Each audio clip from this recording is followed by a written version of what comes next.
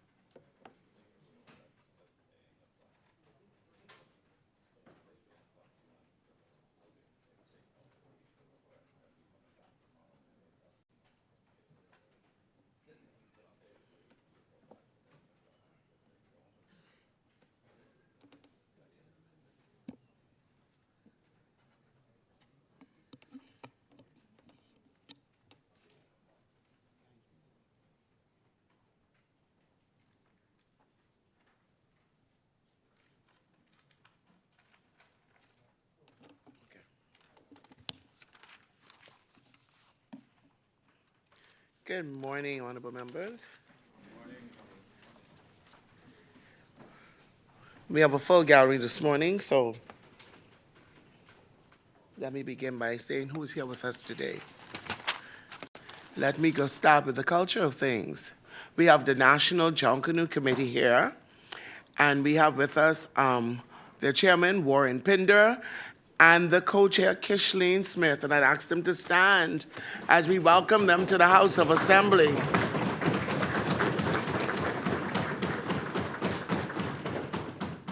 I would be remiss if I missed out these two special persons, Percival Francis, and I know him as Fast Eddie all my life, but Eddie Dames, I'd like to welcome you both to the House of Assembly.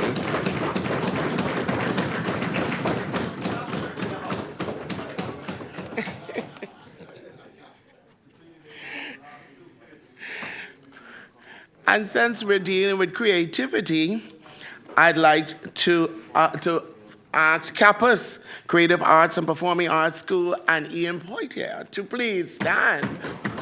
Welcome to the House of Assembly.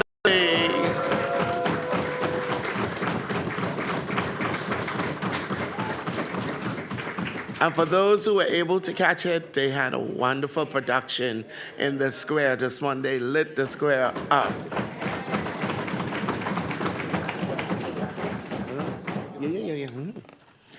Also, we have with us, visiting from Grand Bahama, we have Summit Heights Preparatory School and their principal, Tanisha Adderley, along with other staff members. Please stand and welcome to the House of Assembly.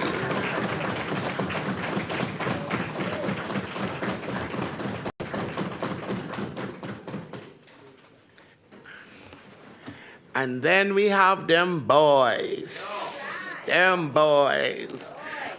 C.I. Gibson High School, Hugh Campbell champion, along with the principal.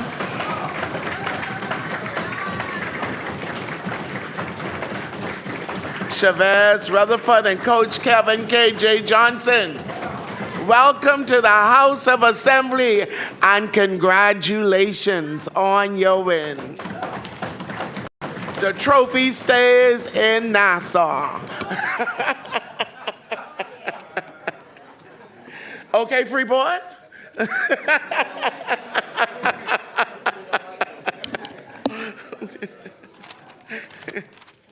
The chair recognizes the honorable member for Freetown. Madam Speaker, I know that Carmichael would wish to have something to say as well. But if I may welcome and congratulate the C.I. Gibson Rattlers for winning yet again. And every time they win, it costs me money. Madam Speaker, as Coach Johnson has already told me, he needs to see me. And so, Madam Speaker, it's always a pleasure and an honor to encourage young men who are excelling.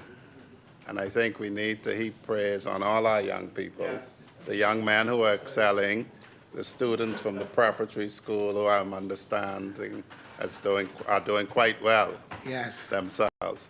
We need to encourage our young people, speak life over them and not death. And so, Madam Speaker, congratulations to them.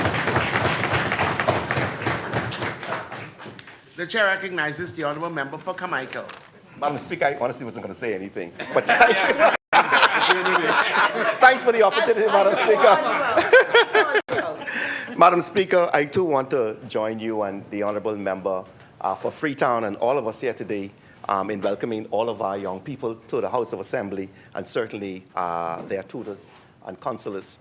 Madam Speaker, of course, I want to acknowledge Percival Francis, the legendary Percival Francis, the Saxons, and of course, smooth, fast Eddie.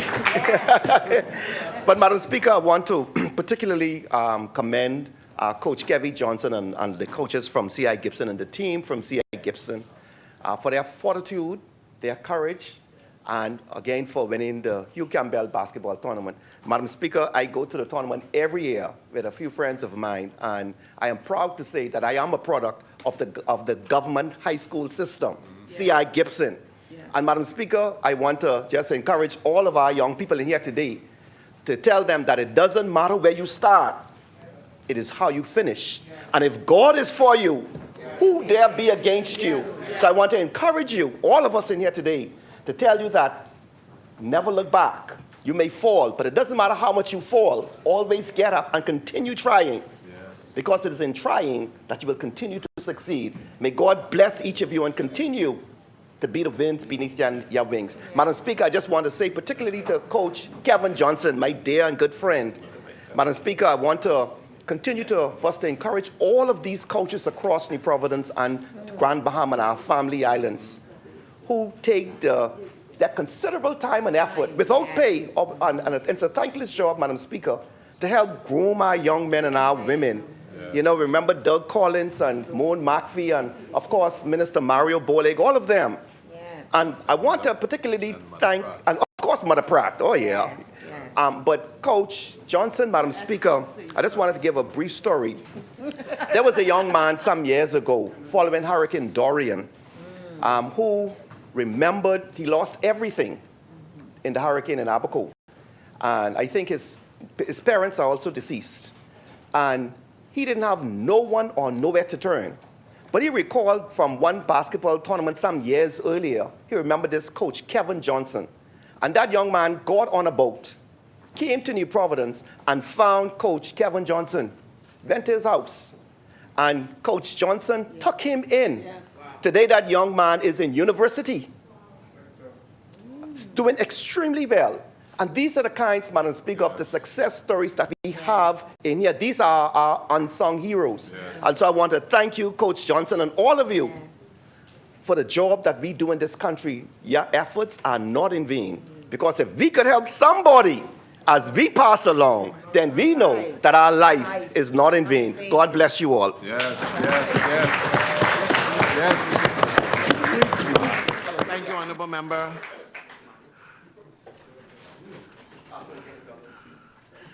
The chair recognizes the honorable member for Central Grand Bahama. Good morning, colleagues. I am from Grand Bahama, as I look at the Rattlers. and I'm feeling a bit salty this morning. Because not only am I from Grand Bahama, St. George's in central Grand Bahama that I represent, but you all guys, y'all went fair and square. And so to you all, congratulations. I'm not a sore loser. Congratulations on the job. Very well done. To Kappas, wonderful performance this morning. And in the event that the mic was on, you could hear me in the background singing. So that nice background, that was me. Coach, so whenever I leave this place, I hope I get a job at Kappas. And to the Junkanoo Committee, of course, we really applaud you for the work that you're continuing to do with respect to the orange economy and our culture in this country. So my personal friends, continue to hold the fort because we are dependent on you. Now the Summit Academy out of Freeport. You're looking so good and sharp this morning. I know it's difficult for all of us out of Grand Bahama. We wake up early in the morning. We have to do it every week. Go to the airport and come to Nassau for Parliament on your behalf. I want to encourage you to do well in school. And I want to remind all of you this morning of the devotion. People are fickle. I want to encourage you to rely on Jesus. The Bible says he's the only one who's the same yesterday, today, and forevermore. He never changes. I want to encourage you. May God bless you and safe passage back to Freeport.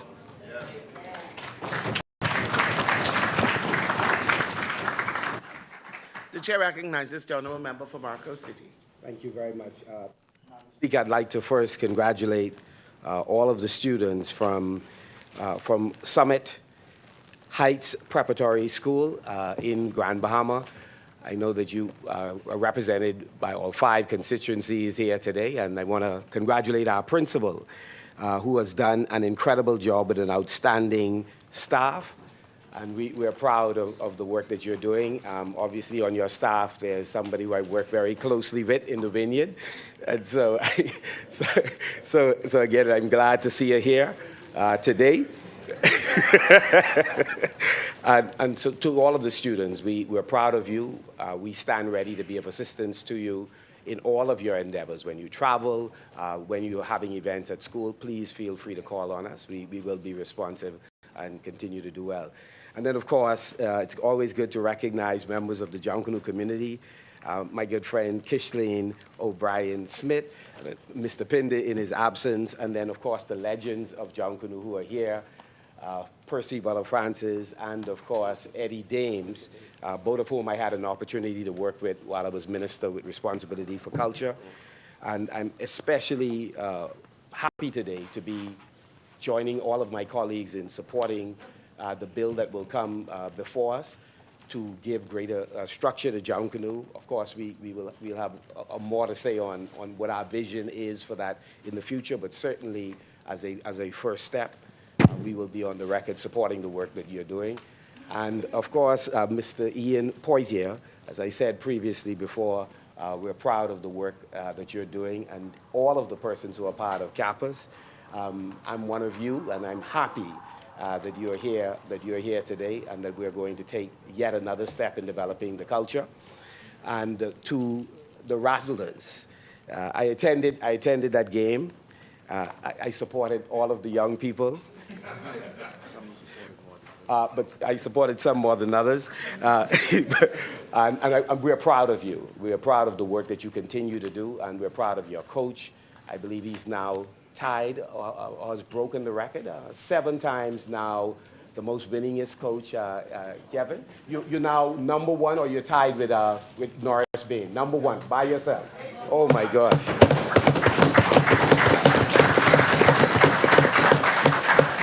So we're very proud of not only the work that you're doing as a coach, but the example that you continue to set for our young people. God bless all of you. Thank you, honourable member. The chair recognizes the honourable member for Freetown. Madam Speaker, when we suspended last evening, we were at second readings. Yes. I inquired early whether the opposition had an objection, and I must confess, Central Grand Bahama, sometimes I forget you're no longer in the caucus. But I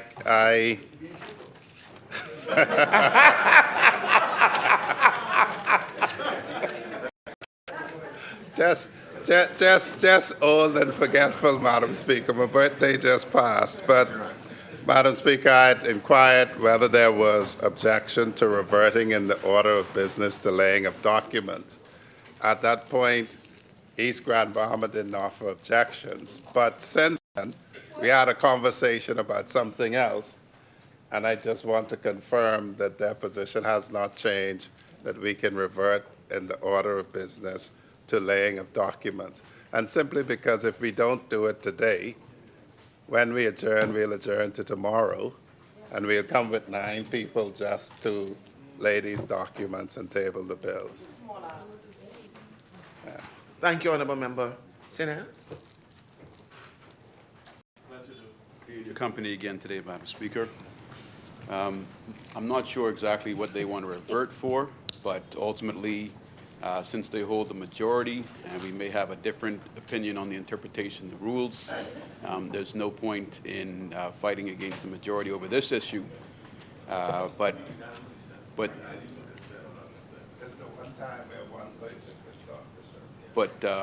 this is the one time when one person can stop the show? Yeah.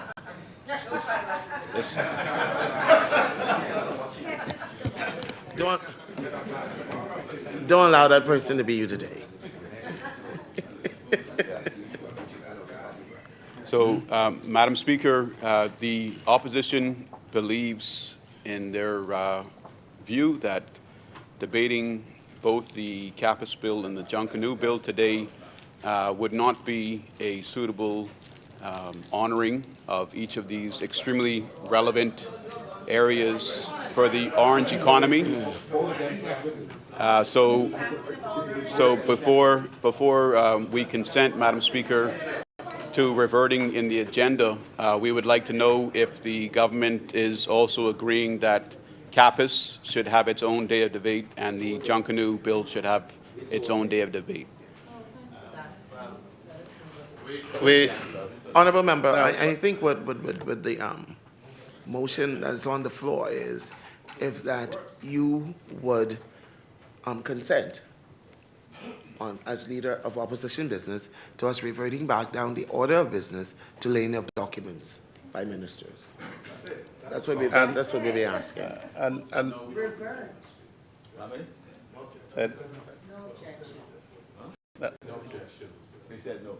They say no consent.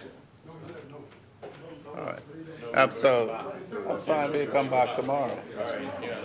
Madam Speaker, in that case, as I say, when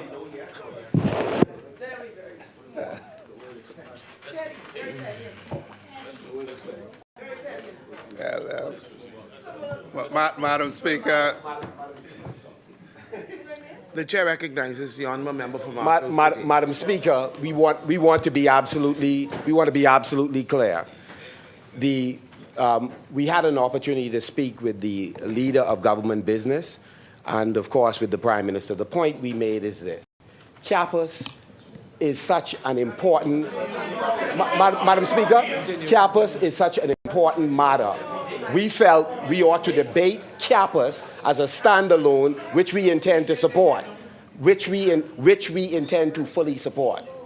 We also felt that Junkanoo authority is such an important and weighty matter that we should debate that separately. We did not believe it was appropriate to debate both of them compressed when each of us will have a half an hour, in other words, about 15 minutes to talk about two things that can make a world of difference in the culture. So all we're asking the Prime Minister to do is allocate separate time.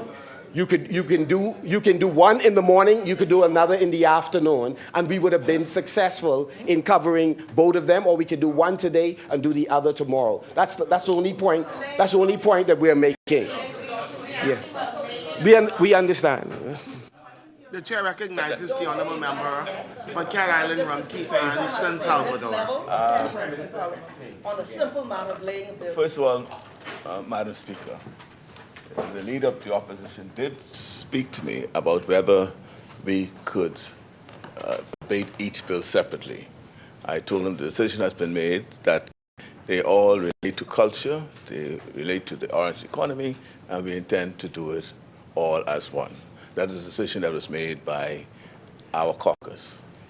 And I said he could make his point when he is in his debate at the appropriate time. He never raised the issue of whether they'll consent to us going back on the agenda just to lay documents. I understood that there was some consensus that that could happen. Now it appears to me that because we have not consented, we have not agreed to do that, they decided to not just go back on the agenda. But that's why I said this seems to be a very petty response to that issue. He has the opportunity to speak to it when he is debating, give his reasons why, and this is not the end of the debate here. Whatever case, or whatever either opposition or proposition he has in respect to these bills, the public is still there to hear all of us. Madam Speaker, The chair recognizes the honourable member for Freetown. just so, I know, but Madam Speaker, just so that it's not left out there, from 1729 to 2005, in this place, you had 15 minutes in debate about everything that shaped this country. That's 276 years when all of the laws that shaped this country was passed. Only from 2005 has this 30 minutes evolved. It's a simple matter, Madam Speaker. 15 minutes on campus, 15 minutes on Junkanoo is what was the case for almost 300 years. And Madam Speaker, you can do justice since you are supporting campus, you say. You can speak laudatory of it, and that would be it. And Madam Speaker, we can get into the gravamen of that issue once we arrive at that. But I see Central Grand Bahama was standing. I hope to say he consents as well on behalf of him and himself, anyway. The chair recognizes the honourable member for Central Grand Bahama.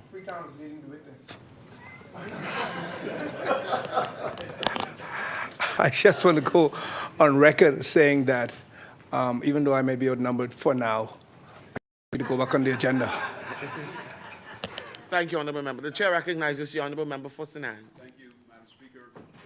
The Leader of Government Business never raised the retabling or reverting to the agenda with me, which is the individual on behalf of His Majesty's loyal opposition that conversation should have been had with. While the motion was on the floor, I was clear that we would like to know if they would allow for separation of the two major bills following today. That was not able to be entertained. We've consulted further with members of the opposition, and even though at this point the opposition still doesn't know what they intend to do while they revert, which would have been the proper courtesy after almost a 300-year parliament, we will consent to it, Madam Speaker. And the good member, even though he wasn't around in the 1800s when Parliament was started, he is in the House now, and he will see the names that signed this rule book. And the names that signed this rule book are the Honourable Alfred Sears, MP, the Honourable Frederick Mitchell, the Honourable Frank Smith, the Honourable Pleasant Bridgewater, Nico Grant, Brent Simonet. So this is essentially, I am, Madam Speaker, and this is essentially Honourable member, are you withdrawing your objection? This is a PLP rule book. So his government was the majority. His government. Honourable member, It's okay. honourable member. It's his government. Honourable member, are you withdrawing? It's his government that passed the 30 minutes, Madam Speaker, which he now tries to dismiss. That's very dishonorable to the PLP. And yes, for the benefit of Carmichael in Fort Charlotte, Brent Simonet and Nico Grant were there, but this was a PLP majority rulebook that was passed. And Madam Speaker, again, it's lovely to be in your presence. Madam Speaker. Honourable member, are you withdrawing? Yes. Madam Speaker, I'm withdrawing the previous objection to reverting back to the order in the agenda. Thank you, Honorable Member. That's all I needed. I must say, St. Anne's was not here when I raised the issue He with was East not. Grand Bahama, but he is absolutely correct. I should speak directly to him, and mea culpa. So if we could revert back to tabling of documents, as we have some documents to table, and then laying of documents and then tabling of bills. Thank you, Honorable Member. We will now revert back to the order of business as we conduct the people's business. Laying of documents by ministers. The chair recognizes the Honorable Member for Cat Island, Rumkey, and San Salvador.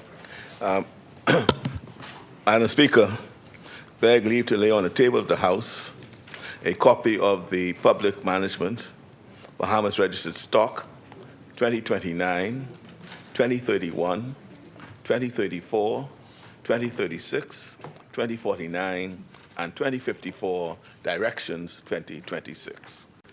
Thank you, Honorable Member. Order the document be brought up.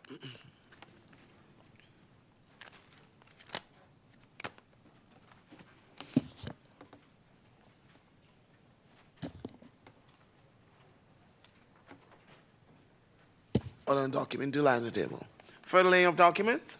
The chair recognizes the Honorable Member for Freetown. Madam Speaker, I beg leave to lay on the table of the House a copy of the miscellaneous written law rectification number 2, order 2026. Order the document be brought up.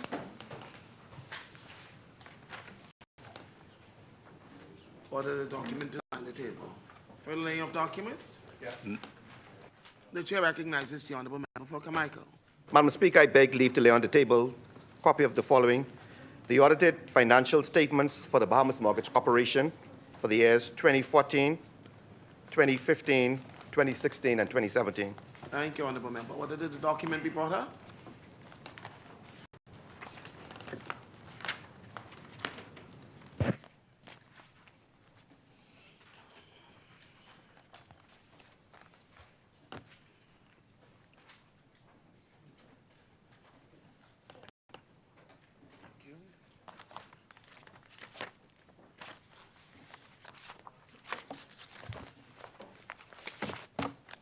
Order the documents still on the table. Further laying of documents?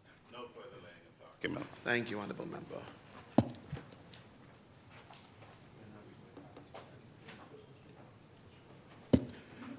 Statement communication by ministers?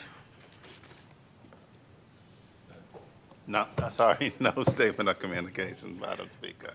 Communications by the clerk? Messages from the Governor General?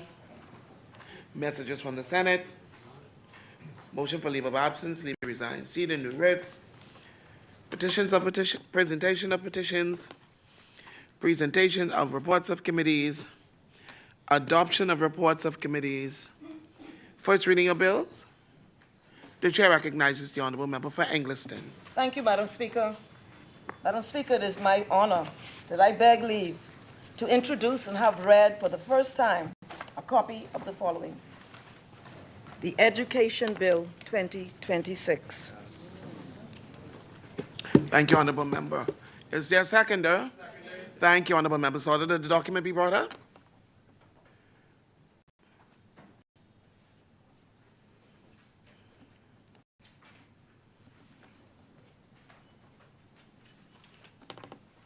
Thank you.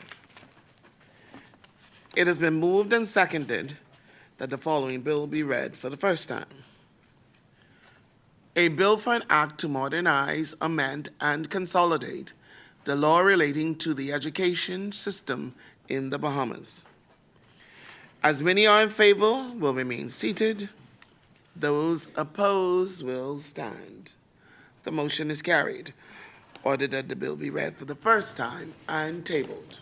A bill for an act to modernize, amend, and consolidate the law relating to the education system in the Bahamas. Further? You may proceed, Honorable Member. Thank you, Madam Speaker. It is my honor that I beg leave to introduce and have read for the first time a copy of the following: A bill for an act to establish the Early Childhood Care Commission and its governing board to provide for the regulations, management, and operational framework of daycare centers and preschools, and to repeal the Early Childhood Care Act and for connected purposes. Thank you, honorable members. Order that the document be brought up.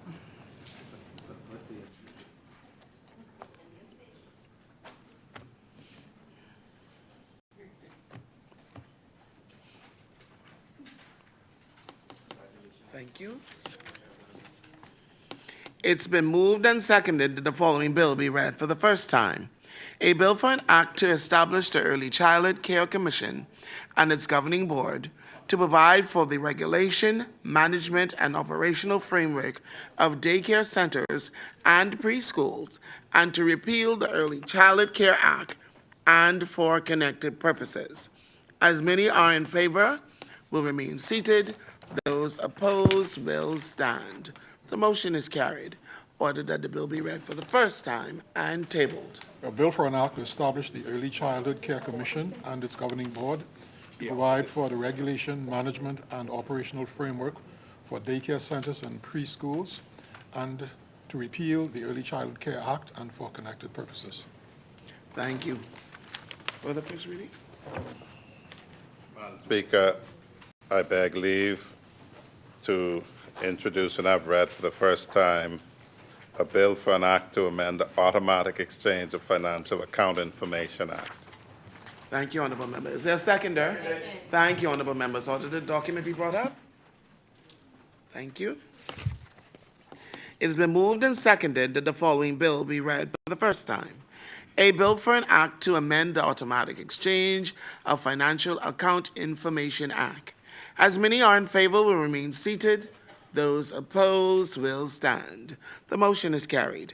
Ordered that the bill be read for the first time and tabled. A bill for an act to amend the Automatic Exchange of Financial Account Information Act. Thank you. For the first reading? Yes, finally, Madam Speaker, I move, I beg leave to introduce and have read for the first time a bill for an act to establish and regulate decentralized autonomous organizations and for connected purposes. Thank you, honorable members. Thank you, honorable members. Order the document be brought up. Thank you. It has been moved and seconded that the following bill be read for the first time. A bill for an act to establish and regulate decentralized autonomous organizations and for connected purposes. As many are in favor will remain seated. Those opposed will stand. The motion is carried. Ordered that the bill be read for the first time and tabled. A bill for an act to establish and regulate decentralized autonomous organizations and for connected purposes. For the first readings? First readings. Thank you, honorable member. Second reading, committal of bills. The chair recognizes the honorable member for Garden Hills. Madam Speaker, it is indeed a privilege to stand in this honorable place as representative of the people of the great constituency of Garden Hills. Madam Speaker, it's indeed a privilege to stand in this honorable place to represent the great people of the constituency of Garden Hills. But Madam Speaker, before I commence my contribution to this compendium of bills, which is the Junkanoo Bill, Authority, and the Capus Bill, I would like to say congratulations to Coach Kevin Johnson and the C.I. Gibson Rattlers for yet another 7 championship win under their belt for the Hugh Campbell Championship Tournament.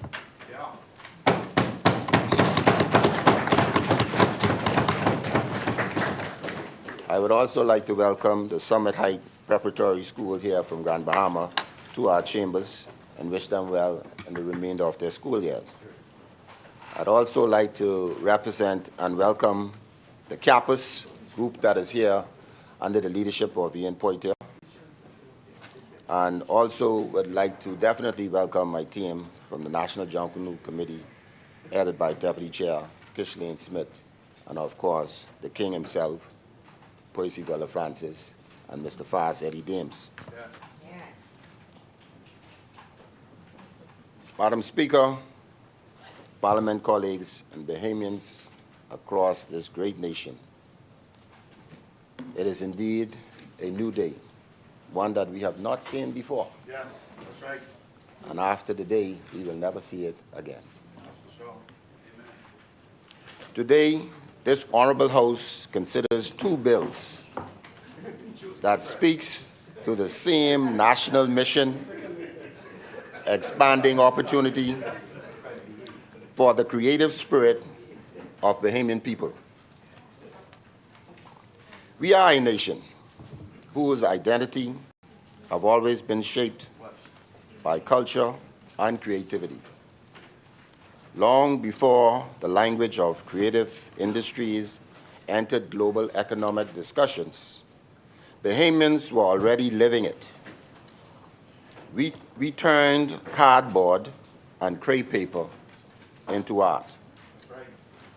We turned rhythm into community, camaraderie, and celebration, and we turned culture into industry.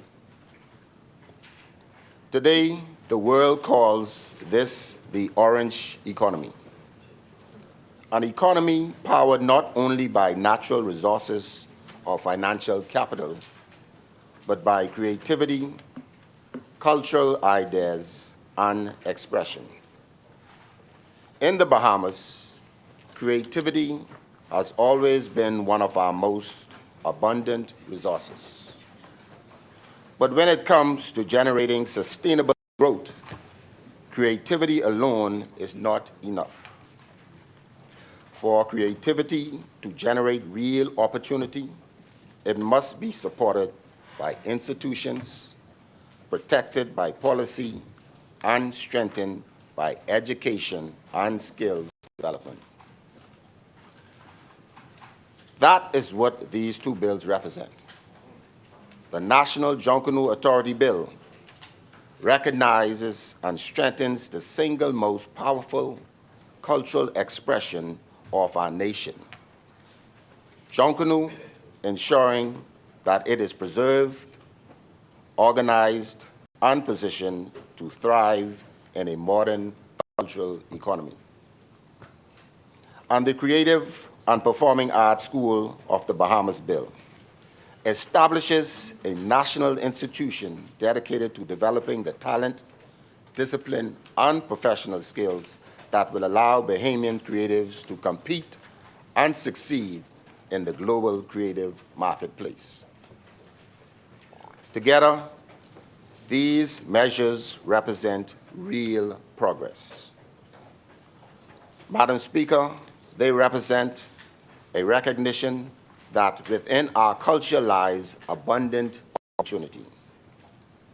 They also represent a future where the creativity of Bahamians is not only celebrated on Bay Street or other streets on the Family Islands, but cultivated, refined, and expanded into careers, industries, and global recognition. So today, we are essentially laying foundations for a more organized, productive, and opportunity-driven creative economy that will nurture and empower our creatives. Madam Speaker, as members of this House may be aware, I have been very involved in the development of the National Junkanoo Authority framework.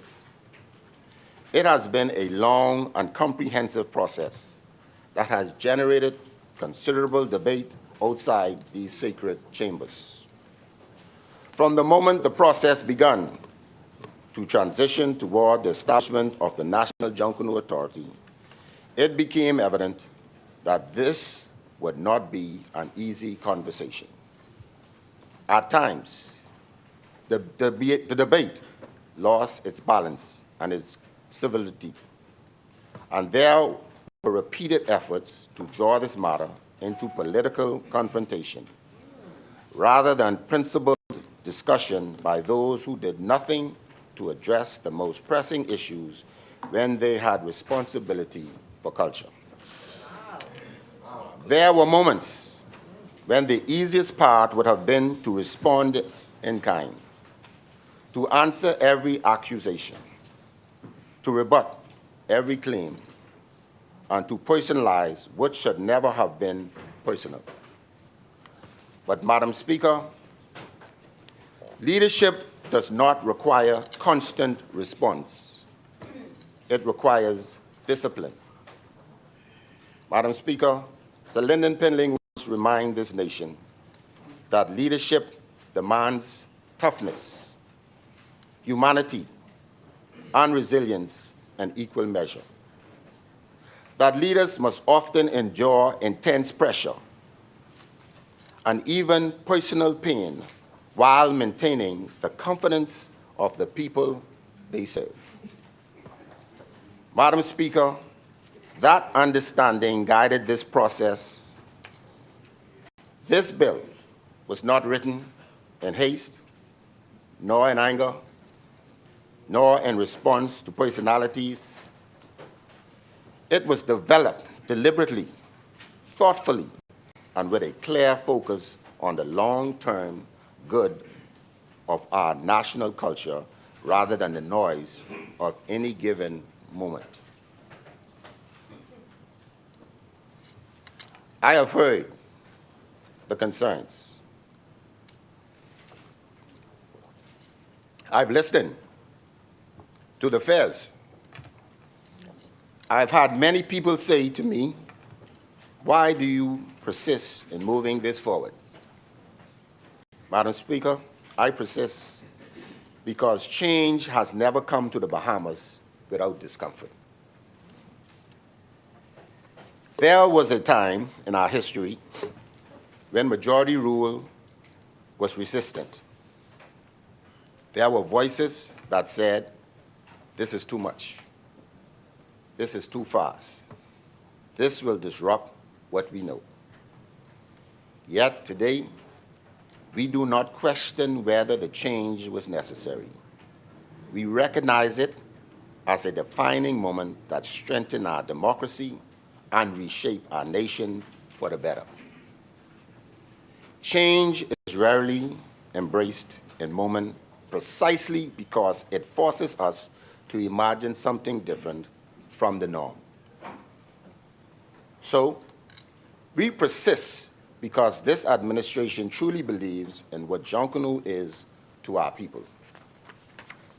We believe in the potential of Junkanoo to advance our culture and our country in a structured, sustainable way for generations to come. Madam Speaker, we stand firmly in the belief that this moment calls for us to move forward. Madam Speaker, I truly believe Junkanoo is the Bahamas at its best.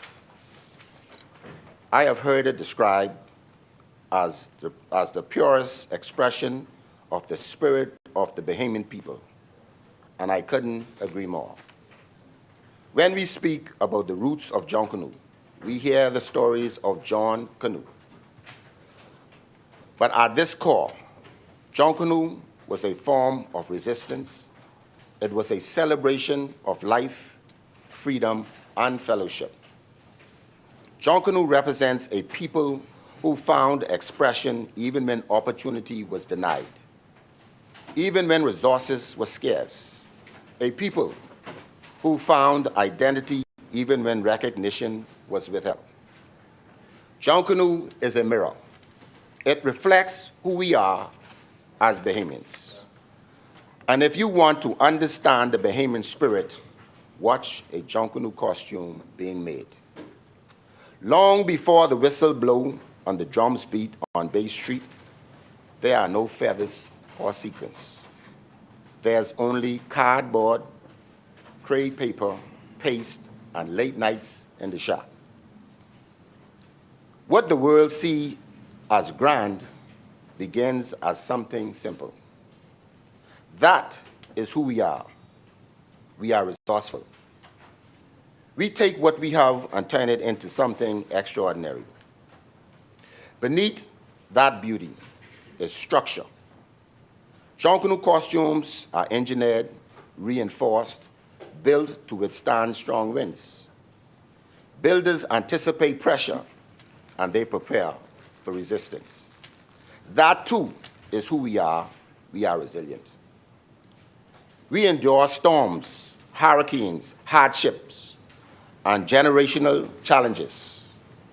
And when the costumes is complete, what began as scrap and scattered pieces becomes a masterpiece.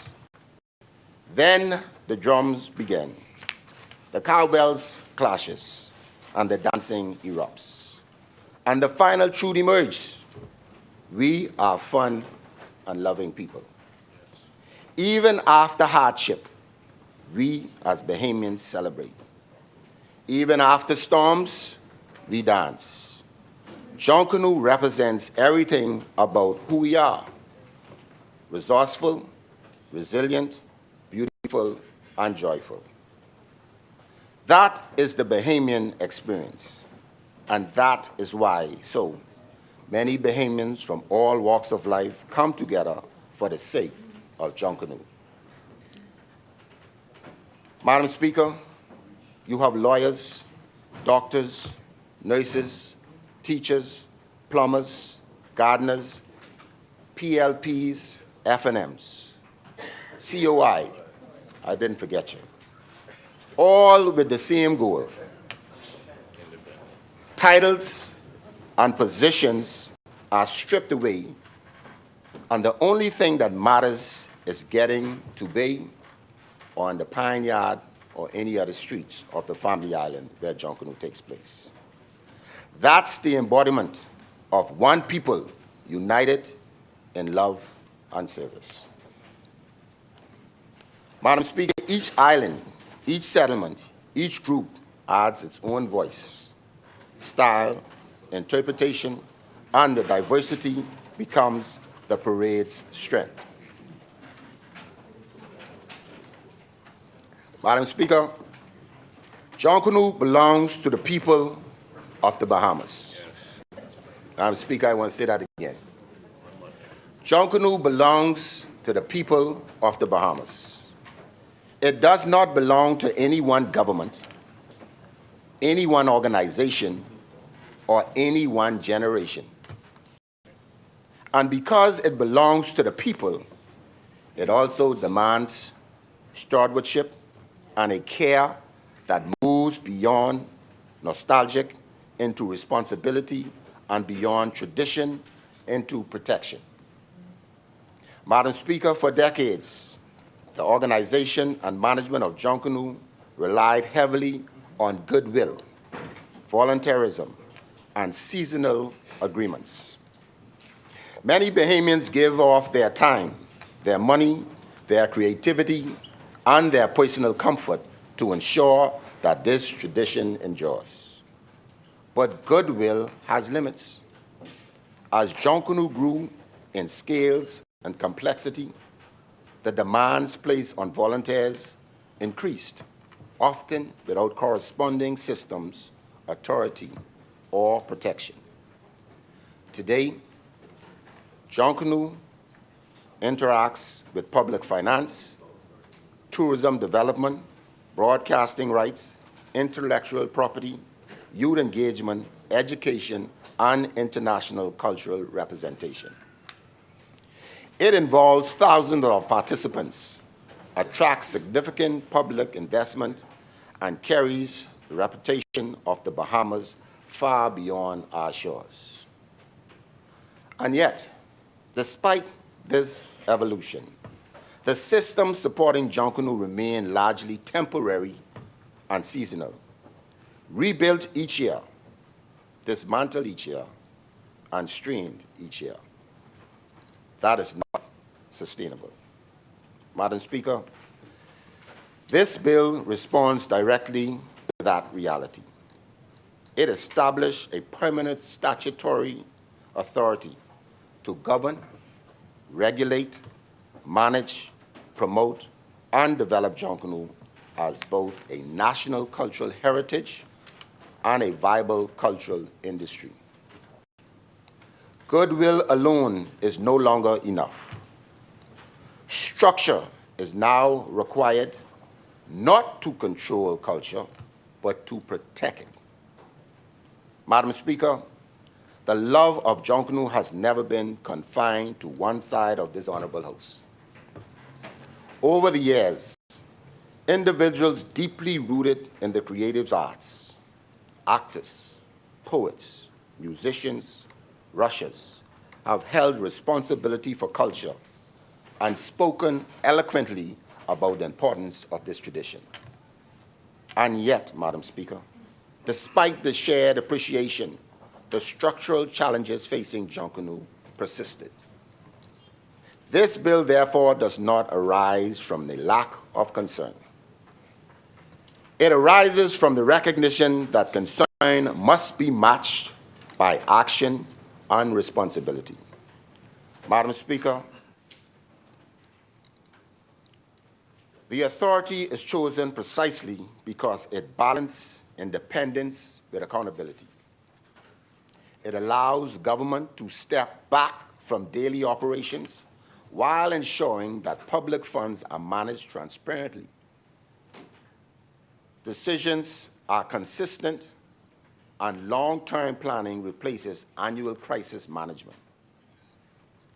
Given the increasingly difficult and costly realities impacting the growth of the parade, we knew it was time for action. Because choosing not to act is itself a decision, and this moment requires decisiveness. Madam Speaker, at the heart of this bill is a simple but critical principle that independence must be supported by accountability. The National Junkanoo Authority is deliberately structured to separate policy direction, governance oversight, and day-to-day operations. The role of the minister is policy. The role of the board is governance, and the role of the management is execution. Let's be absolutely clear. The minister does not run Junkanoo. No minister should. That's why this bill embeds safeguards that there is financial oversight, audited accounts, parliamentary reporting, procurement standards, and conflict of interest declarations. This transparency is not a threat to culture. It is a shield for those who depend upon it. Madam Speaker, this bill recognizes that Junkanoo cannot be confined to 2 days in the calendar. It provides for research, preservation, education, and training, commercialization, intellectual property protection, youth development, family island empowerment, and international collaboration. Under this framework, young Bahamians can see Junkanoo as a celebration, but also as a pathway to skills development, income, and creative careers rooted in their culture. Additionally, Family Island Junkanoo can be strengthened, resourced, promoted with parity and respect. Bahamian creativity will be protected from exploitation and positioned confidently on the global stage.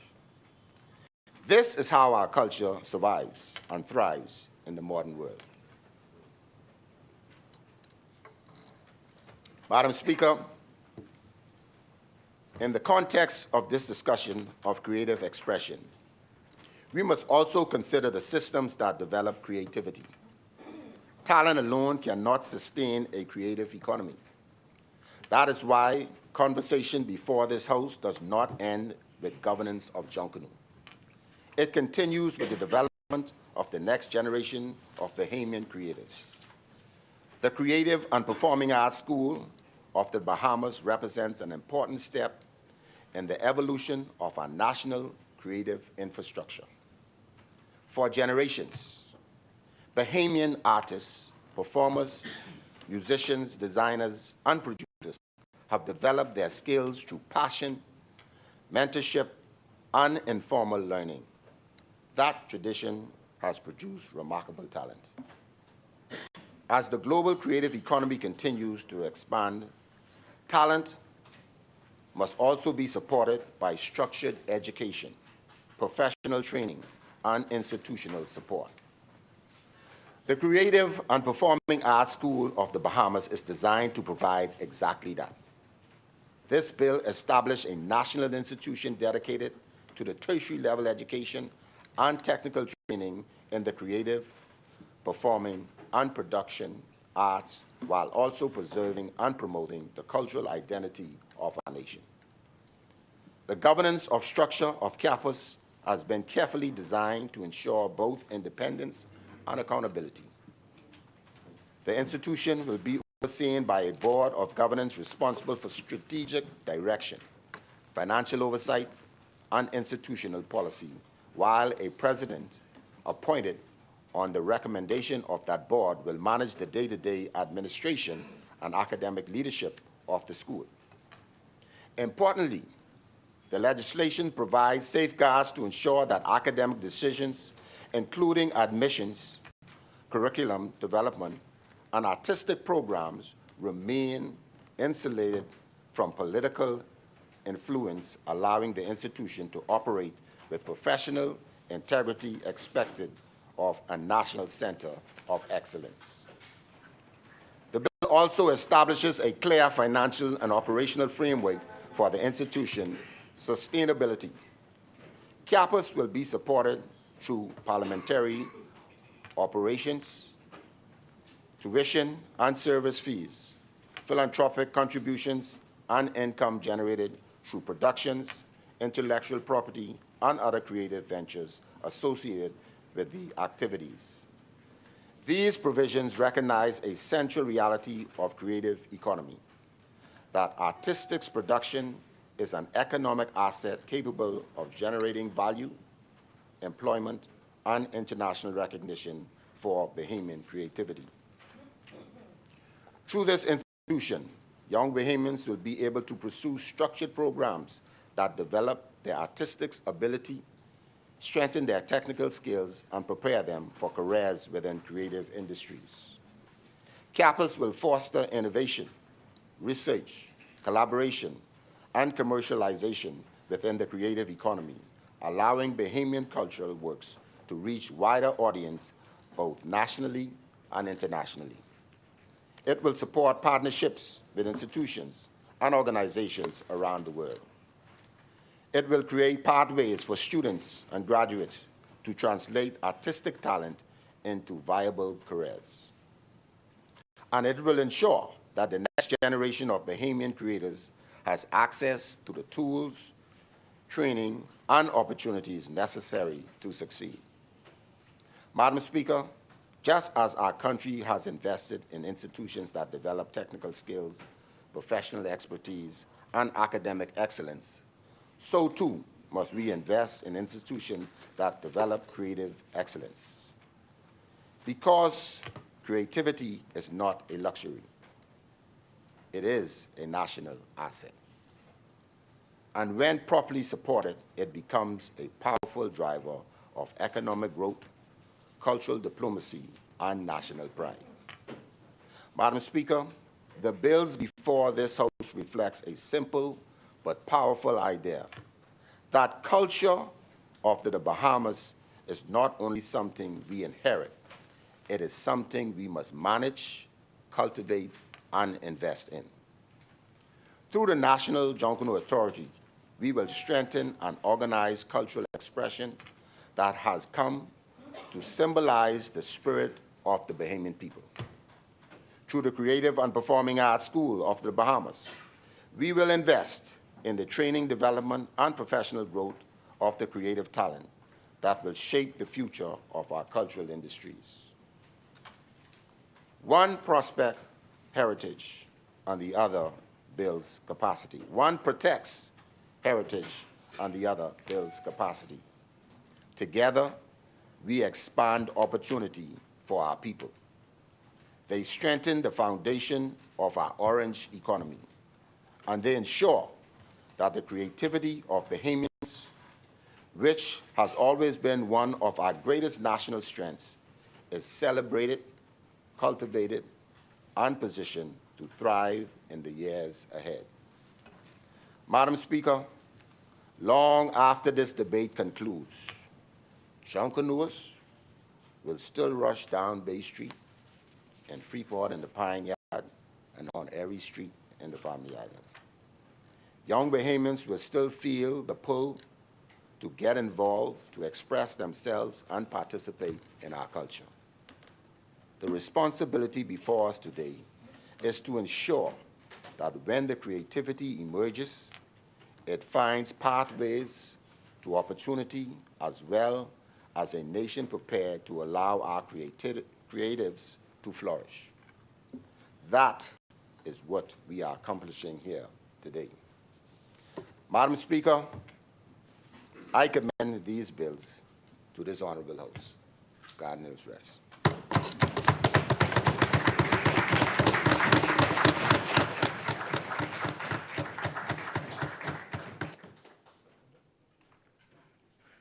Thank you, Honorable Member. Is there a seconder? Thank you, Madam Speaker. The chair recognizes the Honorable Member for English. Thank you, Madam Speaker. I want to thank the clerk for this, ensuring that I have this, what you call it again? This lectern or podium, which is the product, collective product of two students at Government High School who with their hands and their imagination created this piece. And so I am so proud to stand here and to showcase it for the nation. I stand, Madam Speaker, on behalf of the resilient and strong and hopeful people of Angleton to contribute to this important collection of bills on this very serious undertaking in our nation. I want to begin by, of course, recognizing the National Junkanoo Committee, who I will speak about in another sense of the UNESCO work, where greatness was achieved, and to thank them for their contribution to the development of Junkanoo in this country. Yes. I want to recognize the Summit Heights Preparatory Academy students and their principal and the administrators from Grand Bahama. Thank you for joining us in Parliament, and I hope that you will surmise some things while you're here. Hopefully, it wouldn't be too stormy, but it can get stormy as a warning.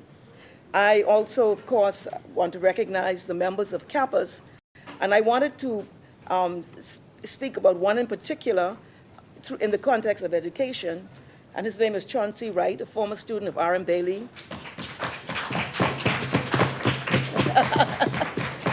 Chauncey had the top performance in the Bahamas General Certificate of Education in Music in the nation.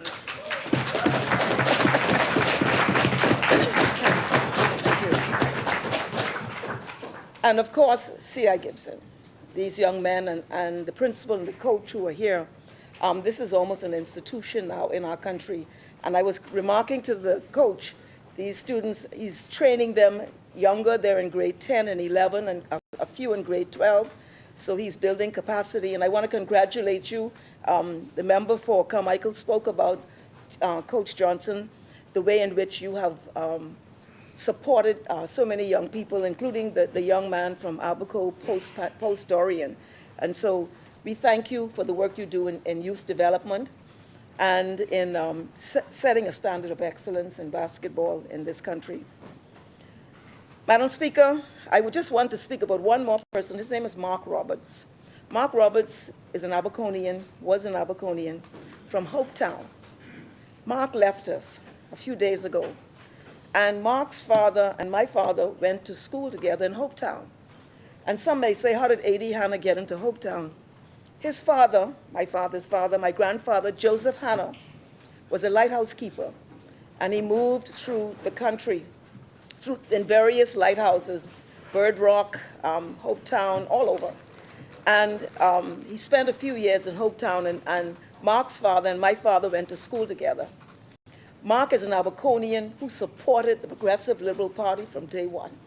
Day one, even with the challenges, political tensions of an Abaco, he supported this organization. He was a stalwart counselor. He was a member of the Bahamas Technical and Vocational Institute Board, and he left us. And he was such an amazing person and a strong advocate for so many things, and such a contributing citizen in Abaco. He helped so many people post-Dorian.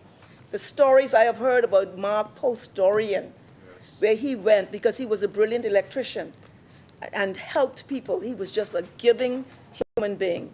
And so I want to extend condolences to his wife, Marguerite, and to all of his family, his children, his siblings, and to the people of Abaco, so many of whom loved Mark, as so did I.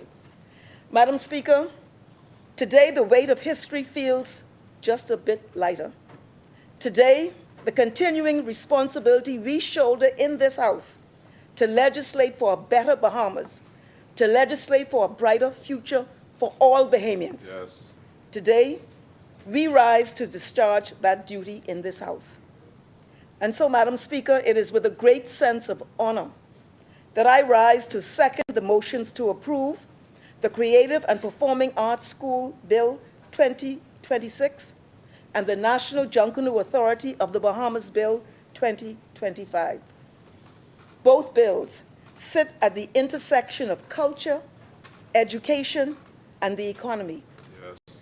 Both seek to provide abiding institutional frameworks, one for the provision of training in the creative, performing, and production arts, the other in that most pervasive of Bahamian cultural expressions, Junkanoo.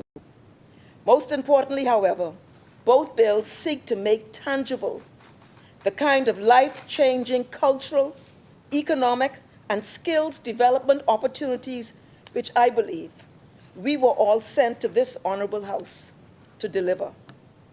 It is no exaggeration, therefore, to say that today is truly historic.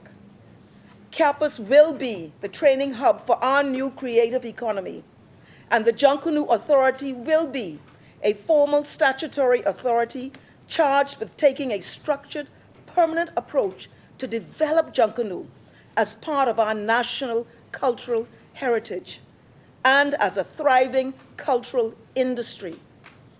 As my brother, the Minister of Youth, Sports and Culture, the member for Garden Hills, has already comprehensively set out the compelling reasons for establishing a new National Junkanoo Authority of the Bahamas, I will not address that bill in any further detail.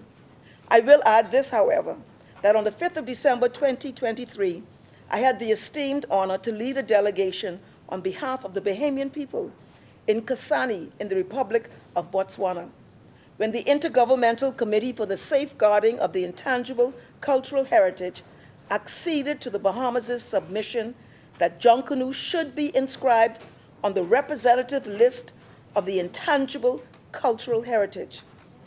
This was a great moment for our people and to our nation, and we have since that date integrated Junkanoo into the core subjects of the curriculum in public schools nationwide, so as to deepen preservation of this sacred expression of our people. It is our intention that through the educational process, our children and young people will come to know the history and evolution of Junkanoo, that our students will learn and master the craft and rhythms of this incredible art form and cultural expressions. And in this way, we will protect and preserve this precious inheritance from our ancestors. Yes.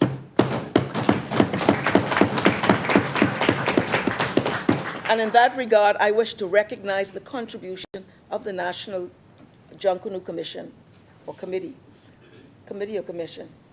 Committee, who were absolutely front and center, instrumental in the preparation of the Bahamas for that submission. And I thank you for that contribution to our nation, to Junkanoo. Madam Speaker, in my communication to the House 2 weeks ago, I offered the strategic imperative highlighting the need for a new school for the creative and performing arts. I also set out the rationale as to why CAPAS should be a statutory body. Fundamentally, it is to ensure the long-term sustainability of the institution, to provide for it to become part of the fabric of our national life. That sustainability comes primarily by creating something of significant value and excellent worth. I am happy to report that that effort is already underway. In their first public showcase, held at the end of January, and the Prime Minister was there, and so was I, and others, it was amazing to see what students had already accomplished just after 9 weeks of training. 9 weeks. Their futures, and through them, our futures, look extremely bright. At the same time, we need to ensure that the institution can focus on creative and artistic excellence, free from unwarranted external interference. We wish to ensure that campus is not buffeted by the political winds of the day, and we know how that goes, uncertain of its future, and challenged by that age-old theatrical question, to be or not to be. If its future is constantly threatened by the politically insecure, the organization will not be able to plan properly. Donors and other stakeholders would not be willing to support an organization that could be waved away just because, for example, a minister had the power to do so. We do not wish campus to suffer the fate of the National Dance School, which was effectively closed. The dance school, the National Dance School, which was effectively closed during the last administration by having their premises shut down. Instead, as patriots of this nation, we wish to build on this moment of political unity and join hands to ensure that our creative and cultural communities have many pathways to building successful, sustainable careers. Yes.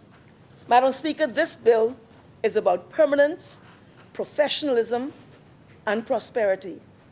It is about an investment in Bahamian talent. That's a serious thing. Cultural sovereignty and economic resilience. The provisions we make in this bill for campus go beyond the pursuit of individual ambition. Yes, we fully support every single person who trains or partners with campus in becoming their best selves. But we go further. Campus also will have responsibilities to support the development of talent at primary, secondary, and tertiary levels. And let me just say about primary, the Ministry of Education has just completed, unbelievably that this is a fact, the first ever curriculum for performing arts in primary school in our public education system.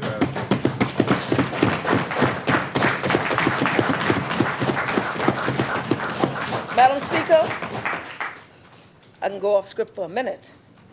What we are sitting on by this kind of development and focus is mind-blowing. Because I have seen firsthand, even amongst the smallest and youngest of our children, and what we saw in the square this morning, the most brilliantly talented and gifted young Bahamians. Yes. And we believe through purposeful crafting that we are able to hone these incredible God-given natural gifts that our people have for the betterment of this nation, for individual development, but for our national profile, for our national well-being and wellness, and for a thriving economic expression that we don't even probably fully understand even now what this can mean economically for the people of this nation who are creatives.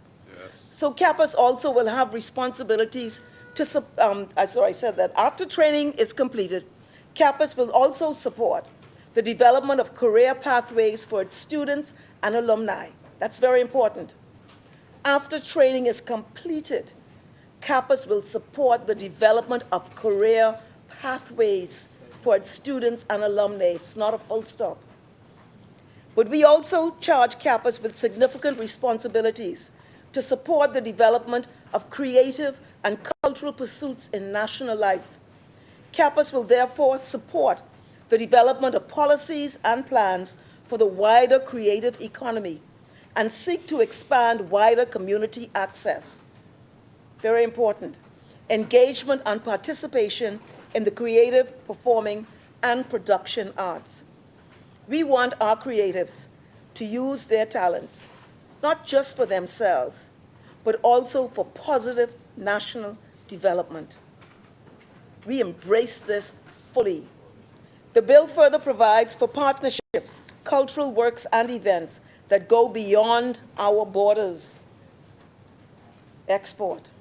Campus students and graduates will be supported to stand on any stage, shoulder to shoulder with the best, whoever and wherever they may be. And what we saw this morning is evidence that this will be manifest in this nation. Yes.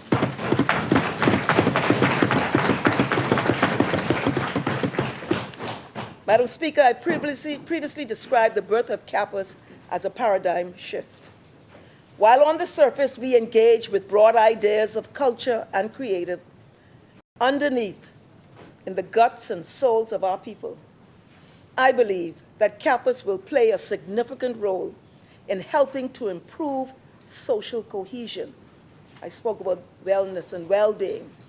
There's so much evidence from around the world, and you wonder why we took so long. There's so much evidence from around the world as to the lifelong benefits that come from meaningful engagement with the arts. The support in reading and maths that comes from participation in music at the primary level. The improved social development and critical interpersonal skills that come from participation in drama at secondary level. The alternative to gang membership and crime afforded by after-school activities offering acting, dancing, and singing. The benefits for retired people to have alternatives to loneliness and isolation, which are not conducive to good health. Yes, Madam Speaker, today we will be voting for a paradigm shift in our country when we take the vote in this Parliament. Madam Speaker, early this morning, some of the students of campus performed outside in Parliament Square. I hope that honorable members were able to see something of their performance this morning. Along with members of the campus staff, they join us in the gallery as we have commented. So again, I welcome them. I look forward to enjoying many more of your performances in the years to come. Yes. I look forward to enjoying many more of your performances in the years to come.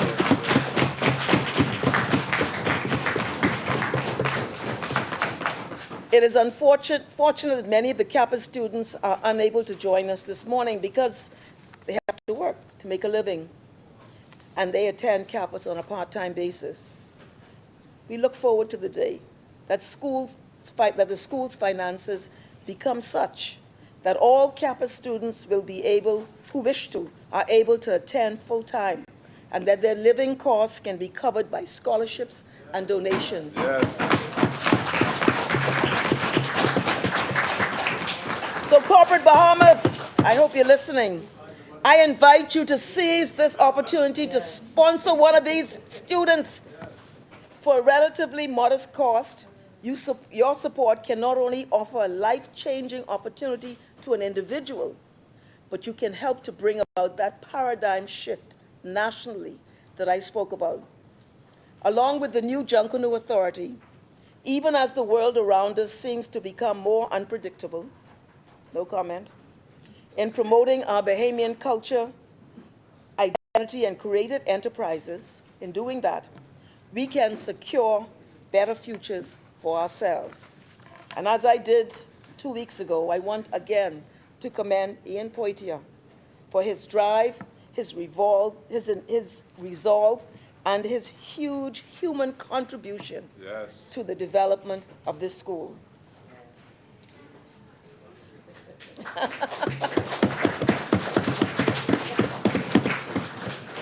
I ended my previous communication 2 weeks ago with a short personal reflection. I said, my heart is full. And I say it again this morning. It's a new dawn of a new day. And I don't know about anyone else. I am feeling good. Thank you very much.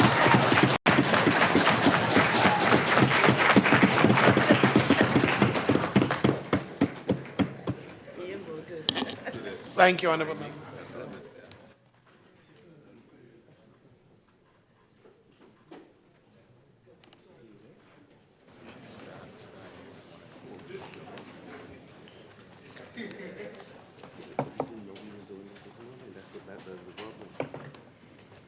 It's been moved and seconded that the following bill be read a second time and committed. A bill for an act to provide for the establishment, governance, and administration of the Creative and Performing Arts School of the Bahamas and for connected purposes. As many, the chair recognizes the honorable member for Marco City.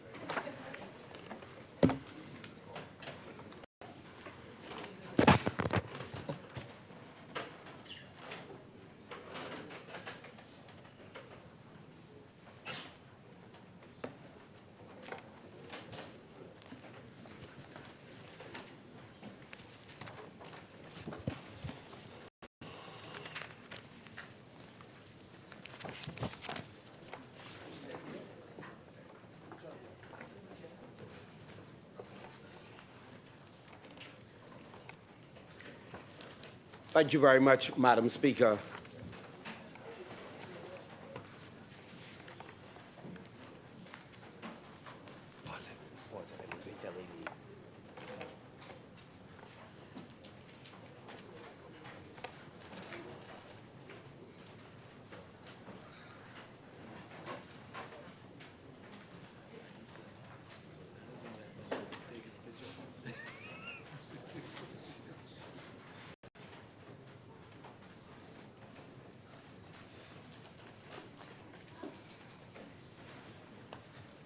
Thank you very much, Madam Speaker.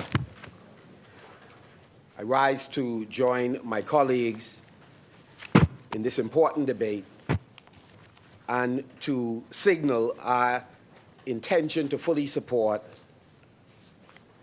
the establishment of the Creative and Performing Arts School of the Bahamas, represented in this Bill 2026.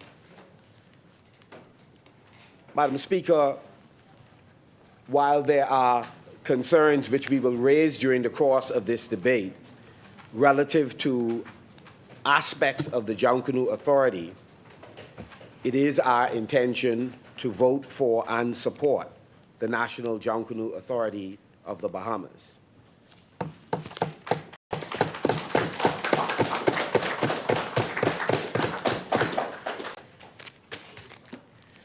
Madam Speaker, I wish to begin by making a few brief comments relative to the Junkanoo Authority. And then, Madam Speaker, I wish to then end my brief remarks referencing the orange economy in general, but the creative arts in particular.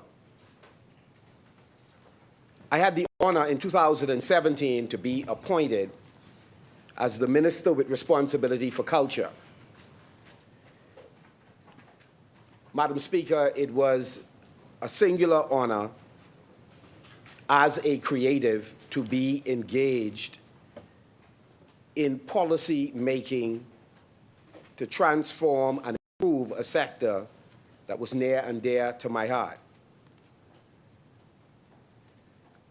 During that time, Madam Speaker, I had the opportunity to meet with the Junkanoo leaders, not just here in New Providence, but throughout the Commonwealth of the Bahamas. Several of them are here today, and we pay honor to the icons of our culture. Madam Speaker, we held a conclave, and the conclave was designed to do a number of things. One of the things the Junkanoo Conclave sought to do was to establish a structure, whether you call it a commission or an authority, that would have organized Junkanoo in general, and it has many, many different facets, and to work in conjunction with the various practitioners, often represented through their respective corporations on different islands. The beauty of the authority, Madam Speaker, was that it would have additional powers. Aside from the structure, it would have the power, not being primarily a government institution, to collaborate with others and do a number of things that, up to that point, they have not been able to do. And the bill references some of those functions. One certainly was to raise and manage capital, and to do so in a manner with greater flexibility, but yet with oversight, in order to monetize the craft of Junkanoo, which is singularly the largest expression of our culture, but certainly not the only. Madam Speaker, so the passage of a bill that would provide structure, that would provide authority and functions, that would allow our people who are in love with this culture to work in the area of their gifting and the area of their passion is a wonderful thing, Madam Speaker. What is needed, however, Madam Speaker, and is absent to a significant, but not entirely, to a significant extent, is a robust consultation with those practitioners that make Junkanoo what it is. So we're here today, Madam Speaker, and if it becomes necessary during my contributions, I would be able to read into the record the comments from a number, Madam Speaker, of those persons who participated in a truncated, to break it down, an entirely too short and rushed consultation on their vision for the future, Madam Speaker. And so while we welcome structure, a commission, an authority, Madam Speaker, the people whose voices are most important are the practitioners in the area, not the policymakers who come and go, who don't spend the vast majority of their resources on the thing that they love very much, and the prize money that's given at the end of these parades, Madam Speaker, could hardly pay for the very costume that attracted the victory. And so our fundamental concern, Madam Speaker, has always been policymakers not seeing themselves for who we are. When we accept these jobs, we are merely facilitators. Our job is to facilitate the success of our citizens in every area that they are working in, to help facilitate their dreams and aspirations. And in so facilitating them, a part of our job is to remove the impediments, the obstacles. And so we pass legislation, Madam Speaker, that would enable and further empower these creatives. Why we objected, Madam Speaker, and I think it's important to put on the record, why we objected for both of these bills being discussed at the same time, for a government that can talk so passionately about its commitment to the orange economy, its commitment to the creative arts, its commitment to Junkanoo, you then, again, give parliamentarians 15 minutes to address each. Not that it's the only forum, but it is a platform that is important to put on the record what our views are on the sector. So they say one thing, Madam Speaker, and then they do another, because they have other things to do with their time. And so they can't afford an additional, a full day to address this issue. And so, Madam Speaker, the goal in putting all Junkanooers together in a room was to hear their vision, and as a minister, to see if we can help facilitate that. We agreed on a number of exciting things, Madam Speaker. We agreed on the traditional parades, but we agreed on a festival where there would be an exhibition of Junkanoo art at the Central Bank of the Bahamas, where there could be competition for every category of Junkanoo at different times, that over the course of several weeks, every aspect of Junkanoo could be showcased, and the public, local and international, could benefit from the genius of Bahamians, Madam Speaker. It is my prayer and hope that over the course of the next year, we could see the first robust and transformative Junkanoo Festival, Madam Speaker. But more important than, Madam Speaker, the festival is the extension of the spirit of the festival. And that is, imagine a country where the practitioners, the Junkanooers, that they are able to work in the area of their passion and gifting. Whether it means creating miniature souvenirs, dolls, ornaments that can hang on our trees, whether it is, Madam Speaker, creating costumes, not just for the seasonal festival, but for multiple events locally and around the world, exporting not just a handful of Junkanoo groups that travel around the world, but anyone who is a practitioner, who is a part of the craft, that we help in their organization so that they are able to feed their family in the area that they love, Madam Speaker. For Bahamians, we have moved beyond just looking for employment. We want ownership. And that is precisely why I had the honor of speaking with Ms. Kishley Smith and Dr. Marshall and others so that they can study the pathways to ensure that we make Junkanoo a going concern for the practitioners, for those that work in the craft. That we explore that all of the inputs that are used in the costuming, in preparation for the festival, that we are able to bring the factories onshore or establish a business relationship that is beneficial to the Bahamians that are involved directly or indirectly. We believe that our creativity in this space, Madam Speaker, can generate hundreds of millions of dollars on behalf of the Bahamian people and those persons who are involved, Madam Speaker. And Madam Speaker, we have said it for too long, but we haven't done it as a country. It is our hope that this authority would help create the framework, Madam Speaker, that we can finally accomplish this. And so, Madam Speaker, in supporting this, I'm supporting greater influence, and this is one of the adjustments we would make in future when we become the government to this bill that we support only as a first step.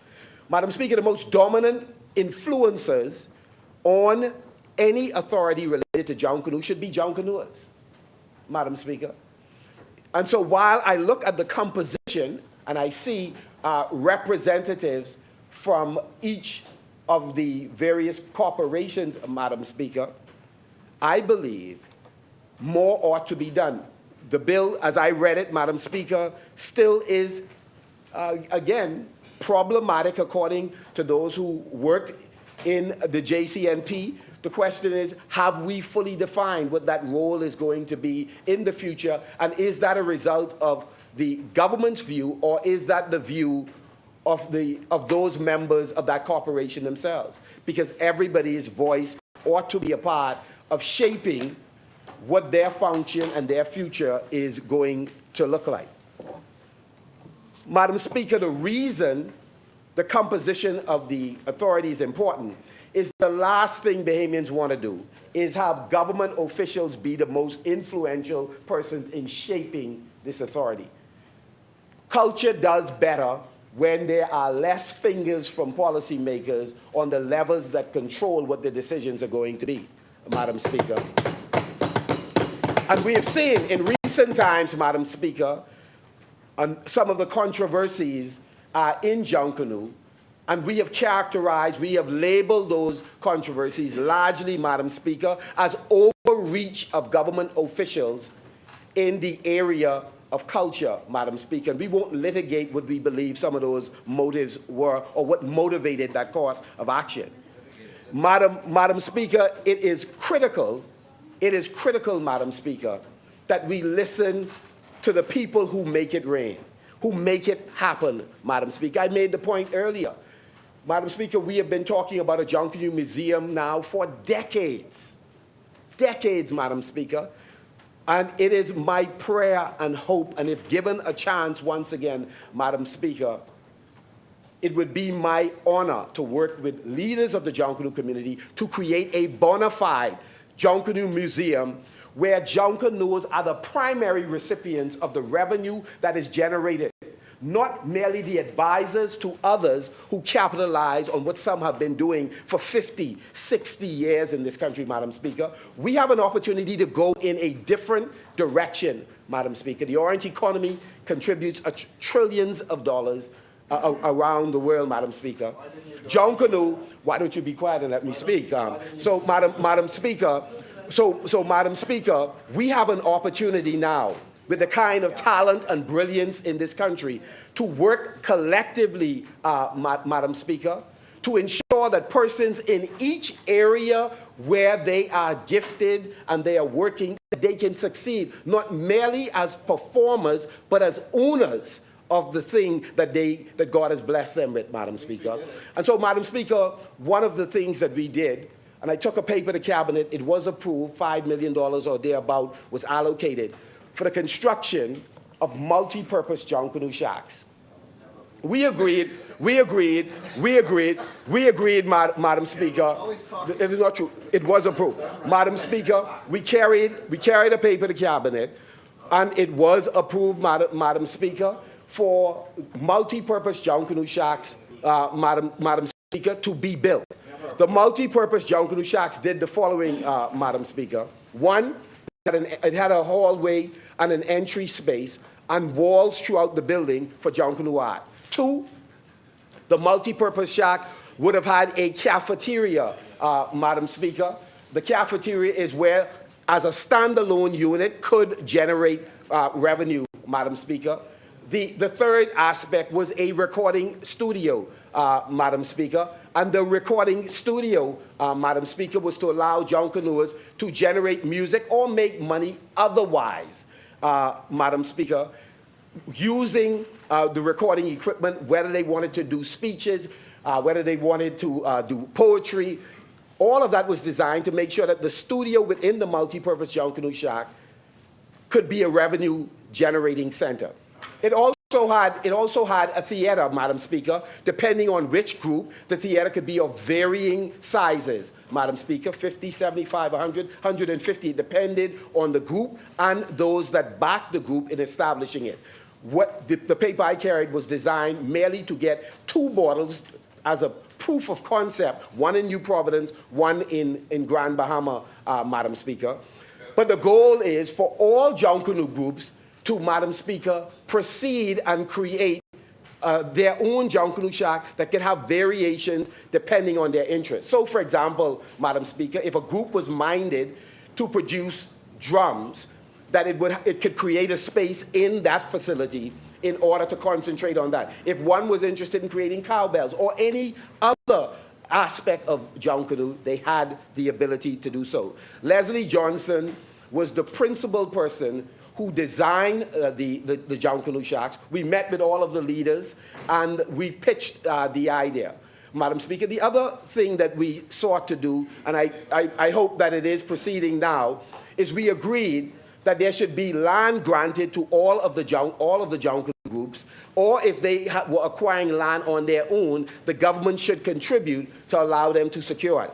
By the way, for those rumbling or mumbling from their seats, Madam Speaker, I was in the Ministry of Culture for 1 year, unfortunately, and it is regrettable that those shacks, multi-purpose, state-of-the-art shacks, were not created.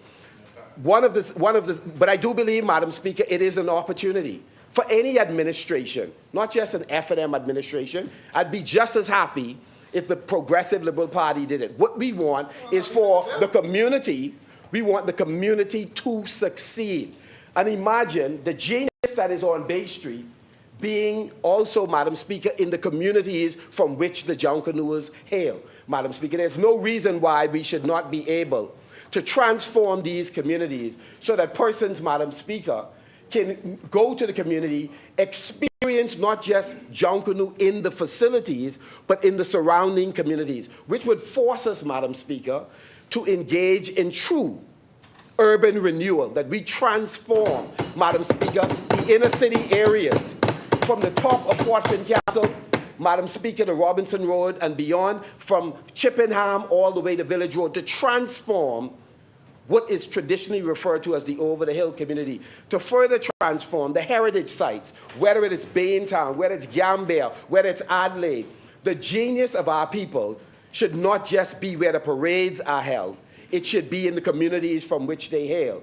And so this idea of the transformation of Junkanoo is really an idea about not just the parades, but the spirit of a people. That psychic, Molefe Asante describes it as the psychic stain of Africa in our spirit.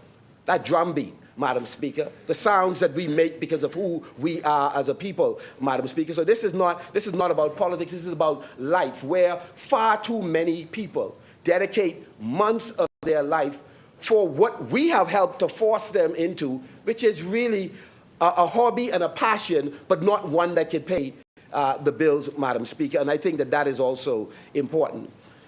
And so Madam Speaker, given an opportunity by the grace of God, I wish to join the Junkanoo leaders. I wish to join the Junkanooers around the country in us doing some transformative things in the area of culture, creating year-round employment, full-time employment for men and women who are committed to our culture, committed, again, to holding up the banner of the Commonwealth of the Bahamas around the world. And so, Madam Speaker, we will support this bill, Madam Speaker, and we will make, in conjunction with the practitioners in this sector, make the requisite adjustments, Madam Speaker, to make sure we limit the influence of any minister in the appointments, and that we expand the role of Junkanooers, that they are the dominant figures on the boards, so that they are not subjects of political appointees, but that the community itself work out among themselves who they believe the best representatives ought to be on the board, making these key and critical decisions about a festival, Madam Speaker, but no, a way of life that has been beneficial to us for decades, but not nearly as beneficial to those who sacrifice day and night, Madam Speaker, to make this culture what it is, Madam Speaker.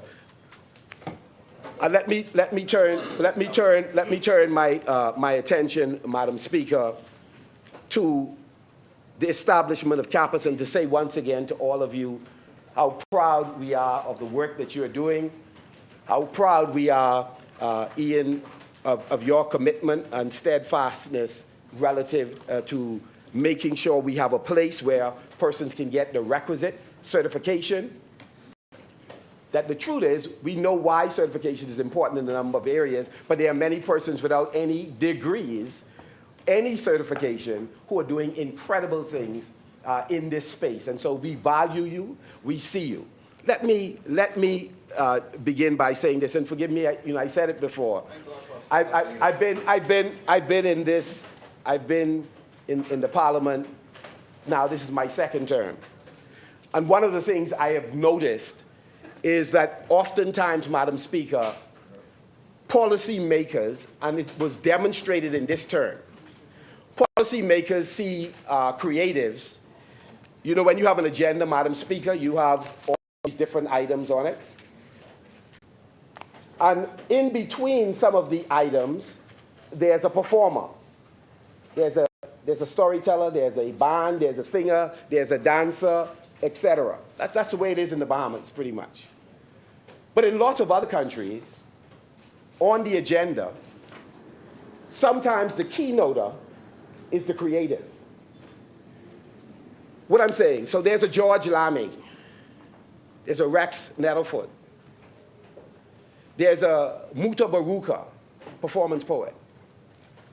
There's a Lillian Blaze.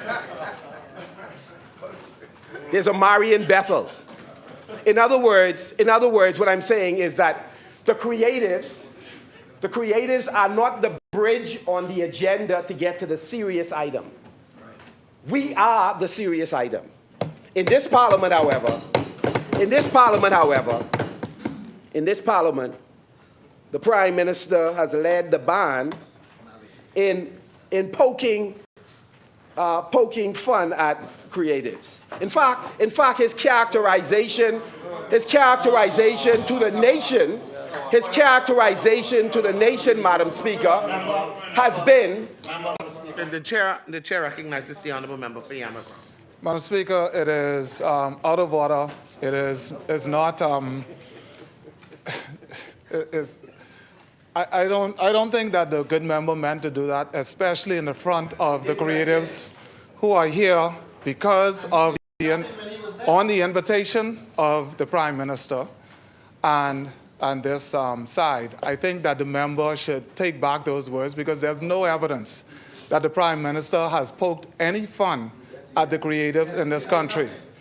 And let me qualify, the members of Parliament who have various talents, including myself as a creative, have been put in this Parliament to be members of Parliament. And so our performance in this place is that of honor as a member of Parliament. We are not here to act or for me to perform in my creative space. I'm here to perform as a member of Parliament. So for the member to confuse both is disingenuous. I think it's distasteful because the young person sitting in the audience should not have gotten that from the leader of the opposition because it mischaracterizes the Prime Minister and it's totally wrong. And you did nothing for the creatives when you were there. Madam Speaker, since we are talking about the creative economy, the orange economy, there's a Canadian poet called Fred Cogswell, and he makes this point. He says, the poem is often more honest than the poet. In other words, what we do as creative, yeah, that's fine, yeah, that's exactly what it is. You know, that's fine. You do what you have to do when you get on your feet. In the meantime, let me make the point. The Prime Minister on a platform made the point, and he continued to make the point until some members of the creative community responded. In other words, he didn't know what job I had. In other words, I want you to know that being a playwright is a job. I want you to know that writing poetry is a job. I want you to know that performing on theater or in the square is a job. I want you to know all of those things you denigrate are in fact jobs, Madam Speaker. They are jobs. They have value. They transform lives. They generate revenue. They make a difference in painting a vision for the future of a country. That's what they do. Point of order, Madam Speaker. You see, everybody knows what I am.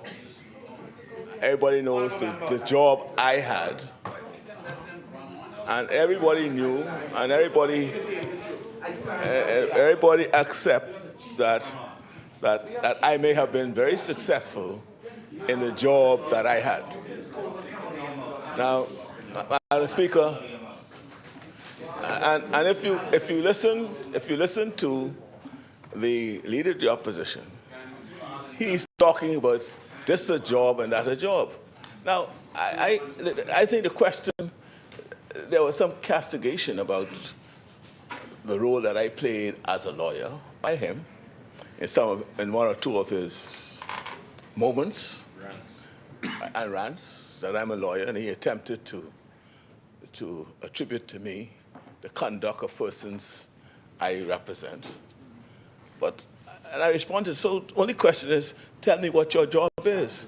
I have never denigrated. In fact, Madam Speaker, he, as the former Minister of Culture, has never even, look, talk to the Dundas where he performed and where he's been. Ask them what I have done for them, or this administration have done for them. If I denigrate the arts, if I'm not a creative, I accept that I accept that I'm a frustrated musician.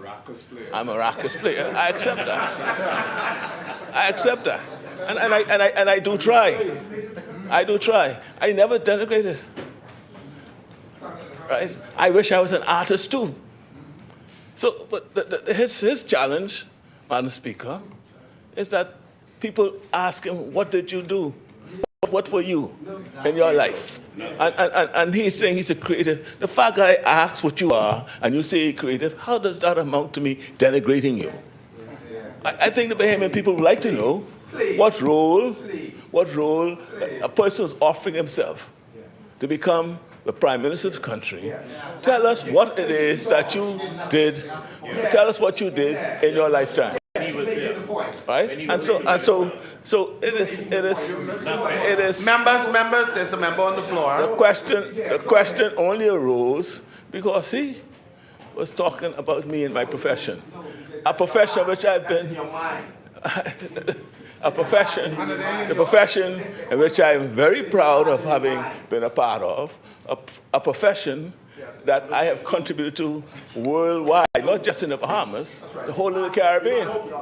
You go from Guyana to Bermuda, in all that Caribbean, and they know Brave Davis, right, who contributed much to legal education throughout the Caribbean. You could go to London and hear them talk about me. So I'm not, so that is, so my point is I've never denigrated. I embrace it. It is my effort that brought Kappas alive. Kappas is here. But I just didn't talk about it. I made it happen. When the Dundas came to me, I didn't talk about it. I did what they asked. Why would I do those things? Why would I do those things if I didn't like the art? Why would?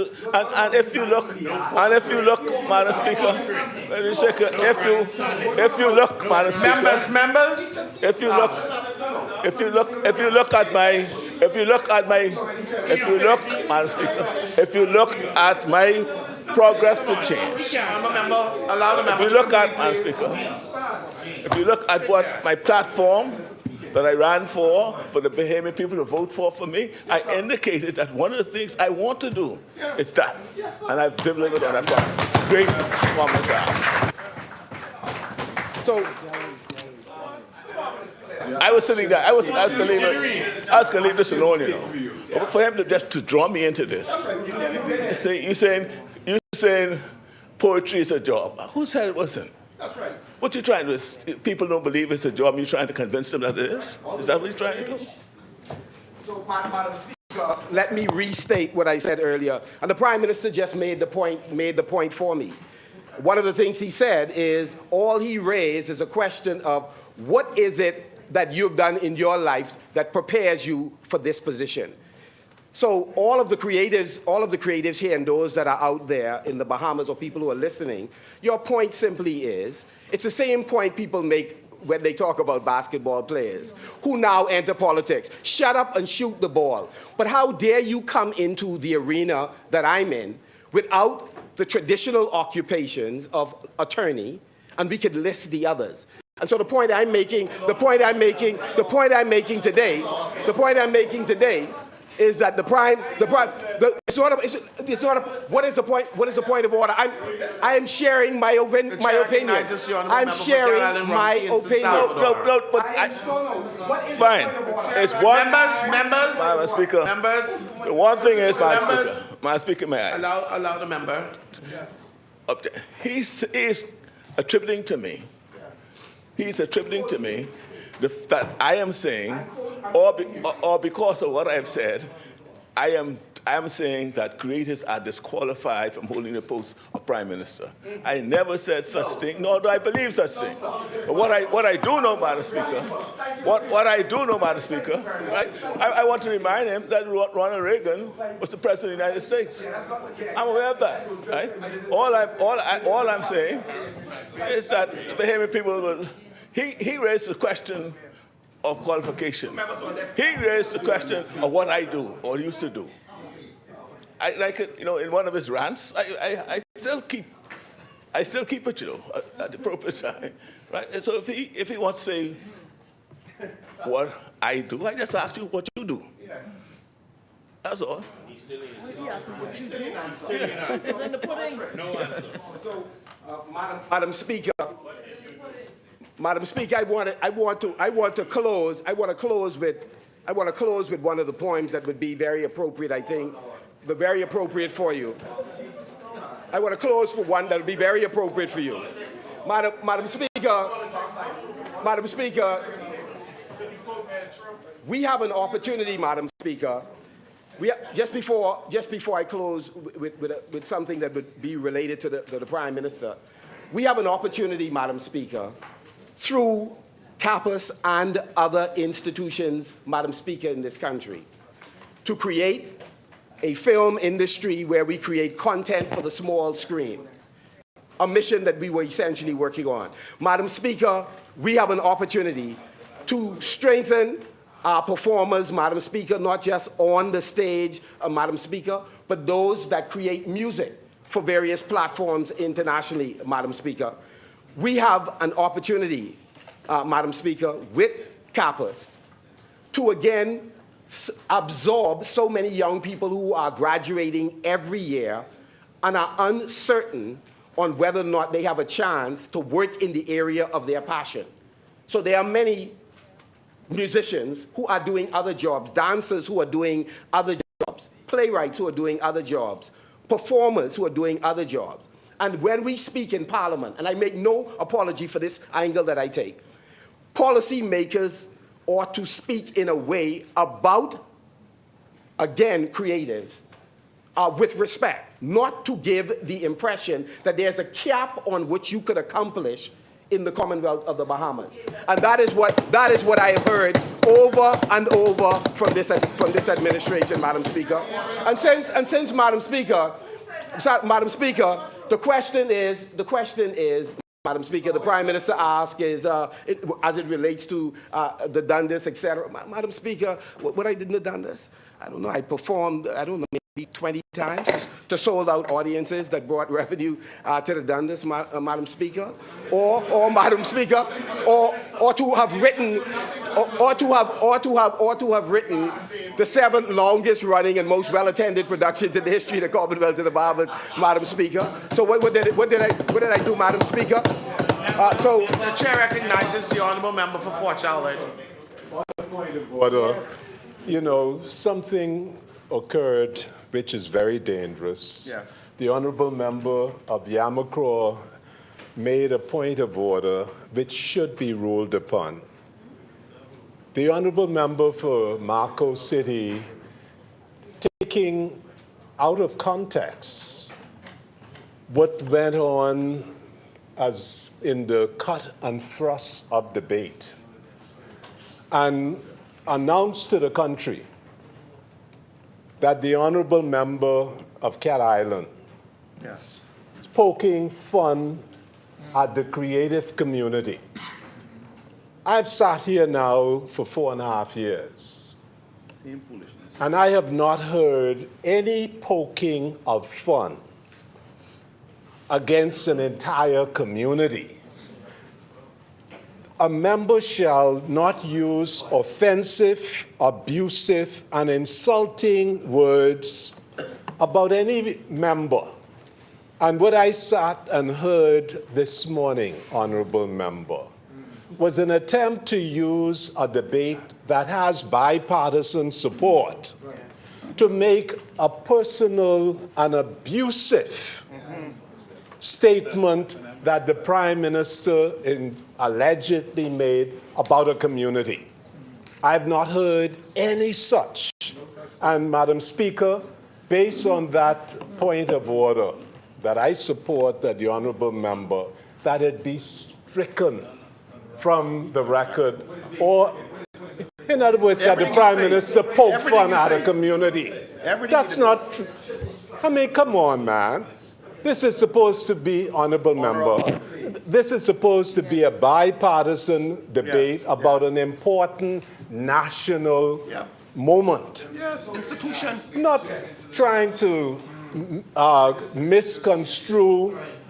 I know the member may be carrying a lot of emotion, but that gives no person a right to allege that there is any lack of respect for the creative community. Madam Speaker, if the honorable member doesn't do the honorable thing, I'm asking for you to rule that it, please. You're my member of parliament. I expect you to act like my member of parliament. That's right. That's right. I'll support you. Madam Speaker, it should be stricken from the record. Don't interrupt the because it is not true and it is offensive. Yes, and it's not true. Thank you, honorable member. Yes. So let me say to the member for Fort Charlotte.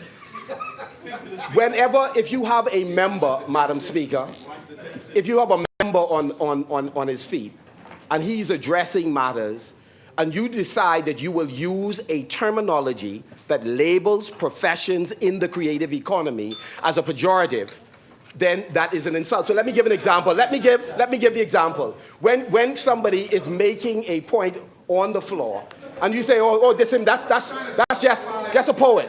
Oh no, they are just storytellers. In other words, I hold to my point. The Prime Minister ought to be respectful when he refers to any occupation, whether it is in the creative community, whether it is in the restaurant field, and I found him to be disrespectful. And I didn't do this in isolation, Madam Speaker. People wrote on many blogs taking issue with what the Prime Minister said. And so, allow me to complete the point. The chair recognizes the honorable member for Freetown. I was impressed and I was almost moved. But he is suggesting that asking what you do is being disrespectful. And so I just thought to go on the FNM. I thought to go on the FNM website and see how he described himself as to what he was doing. And Madam Speaker, you know how he described himself? He described himself as a human resource development consultant. He described himself, and I wonder if he was being pejorative to creatives when he decided to headline his profession as a human resource consultant. If he was proud to be a creative, the first thing would be, I am a poet.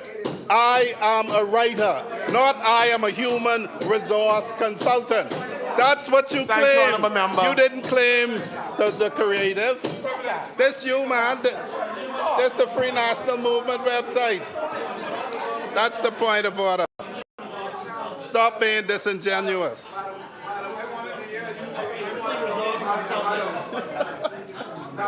Look at this. Look at this one. Human resource consultant. Look at it. Madam Speaker, so I want to just say thank you all. I'm holding up, Madam Speaker. Madam Speaker.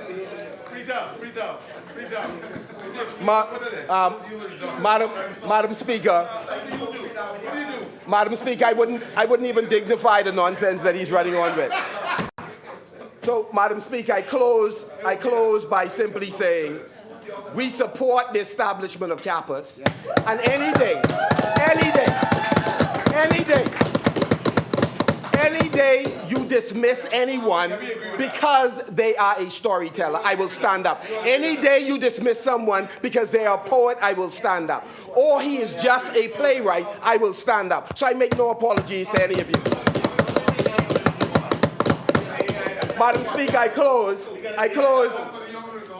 Madam Speaker, I close with a poem from a book called Still Standing, the one you don't raise in here. You all raise up the other book that I have, Politics. I won't raise Still Standing today. Because that's what will happen after this election. You will be out and we will still be standing. That's what will happen. So let me say this. The poem reads, they look like us, sound like us, talk like us, sometimes dress like us, cuss like us, Madam Speaker, fuss like us, suffered like us. They cried like us, walked with us, protested along with us. They were the majority with us. But this was back then. We were sure they were friends. We the many controlled by the few. Feverishly, we searched for what to do. Our young school warriors saw our disgust. So quickly for the vote of victory, they came to us. Starved for freedom, we would gather and pray. We devoured every word we heard them say. We were with them, for them, all the way. They still look like us. They still sound like us. They still talk like us, sometimes dress like us, cuss like us, fuss like us. But now they live far from us. Now they victimize us, heavily tax us, ridicule us. They betrayed us, our trust. Now it's them and us. I rest, Madam Speaker. Thank you, Honourable Member. I will now give my ruling. I will strike from the record in support that the Honourable Member for Caroline Rumkey in San Salvador not be deemed as poking a society, that, and I will strike that from the record. I think he's an honourable man, and I think that he did not have any ill intent against the society of culture.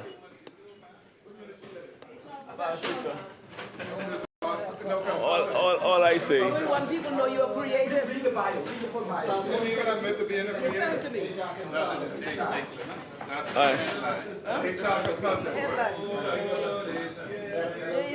Yeah, what you call that? When you're trying to be white when you're black. What you call that? You're trying to pass. You was trying to pass when you was doing that. When people try to pass, you was passing. You were passing. I ain't giving one of those other bucks. When light-skinned people try to pass, then you would say you're an HR professional. Thank you, Honourable Member. Madam. The chair recognizes the Honourable Member for Caroline Rumkey and San Salvador. Madam Speaker. Madam Speaker. What's wrong with you? I don't know what I'm doing. on the table. That was quiet yesterday when you left. I am. He was scared. He didn't say nothing. You know what I'm getting? Madam Speaker, I don't think I have to defend my record of what I've been in my life. I'm not ashamed of what I've been. And up through it.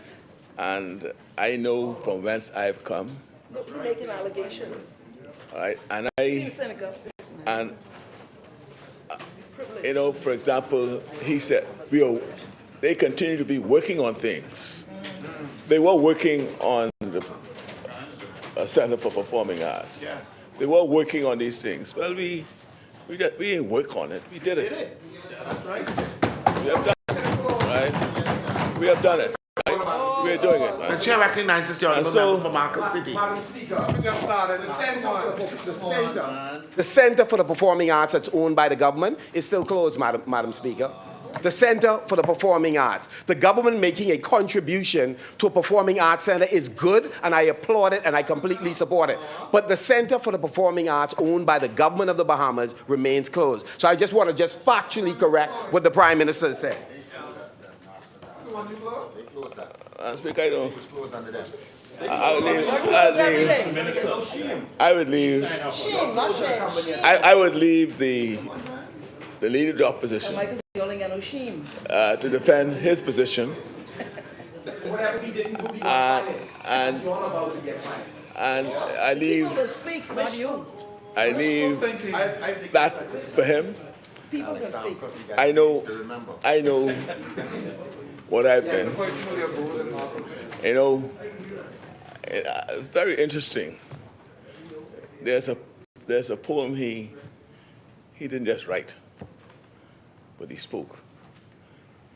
one of these days, not before long, I think I'll play it so people could understand the thought processes. Because as he said, you know, poetry very often reflects the character of the writer and his thought processes, how he pulls things together. One of those I will soon play, something called Cummings or something. I'll play that soon. I'll play that one. Don't just sing it, bring it. So Madam Speaker. That one, no, that one, Charlie, you need. You need censorship on that one. I just can't play it. Hey, no, we know where your mind is. Oh, Lord. Madam Speaker, I rise today in support of the two bills that represent, I think, one of the most significant cultural commitments this administration has made to the Bahamian people. And we did that in our platform. These bills are based on our belief in the Bahamian people. We believe in Bahamian excellence,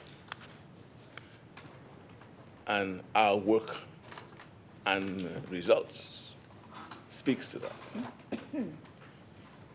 We didn't talk about and work on the creative school for creative and performing arts school. It's here. And we did it because we believe, as I said, in Bahamian excellence. And that is why we also believe in Bahamian creativity. I'm a creative too. But if I were to measure my creativity against more talented than I am, I realize where my lane would be if I'm called upon to be creative, be a creative. And I think that's where the challenge is. Where are we on that totem pole of excellence in the creative arts? Anyhow, we view the creative economy, the orange economy, not as a supplement to what we are building, but as a central pillar for economic growth. The global creative economy generates between $2 to $4 trillion annually. It drives tourism growth and produces intellectual property that grows in value over generations. As a result, countries that invest in their creative sectors don't just produce better cultural outputs, they produce better economies. For the Bahamas, a nation whose greatest natural resource has always been the depth, originality, and vitality of its people, this represents an immeasurable opportunity. And we are making the necessary investments. With no doubt, we will get great returns upon. How could we not when we invest directly in our people? Madam Speaker, this nation has produced artists, creatives, whose work has reached every corner of this world. You know, we had Bahamen, Sidney Poitier, Esther Roll, Broxy Roker, Ronnie Butler.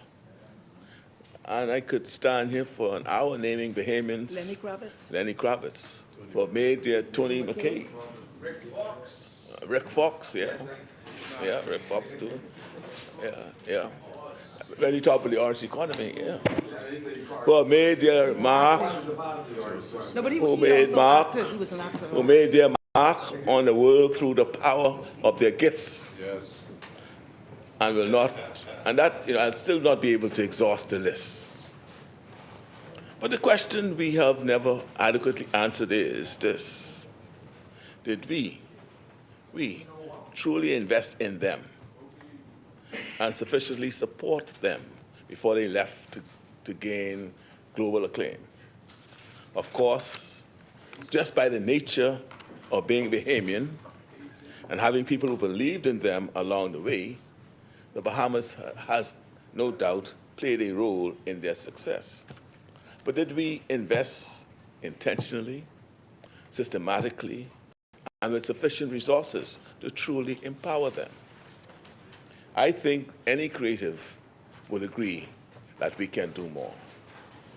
Any creative would agree that we can do more. Yes.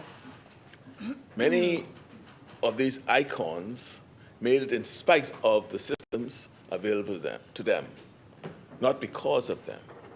Some had to leave to make it. Some are remembered here, but built their careers abroad. We are here today to change that equation. As we say to the next generation of Bahamian creatives, you do not have to leave to succeed. You don't have to fight against the system. We are building a system just for you. Now, before I turn to these two bills, I want to acknowledge the institutional groundwork that makes them work. The investments we have made in modernizing, and this is key, the investments we have made in modernizing our intellectual property framework are the legal infrastructure upon which a creative economy must rest. Yes. After all, you cannot build an economy around creativity if you cannot protect what is created.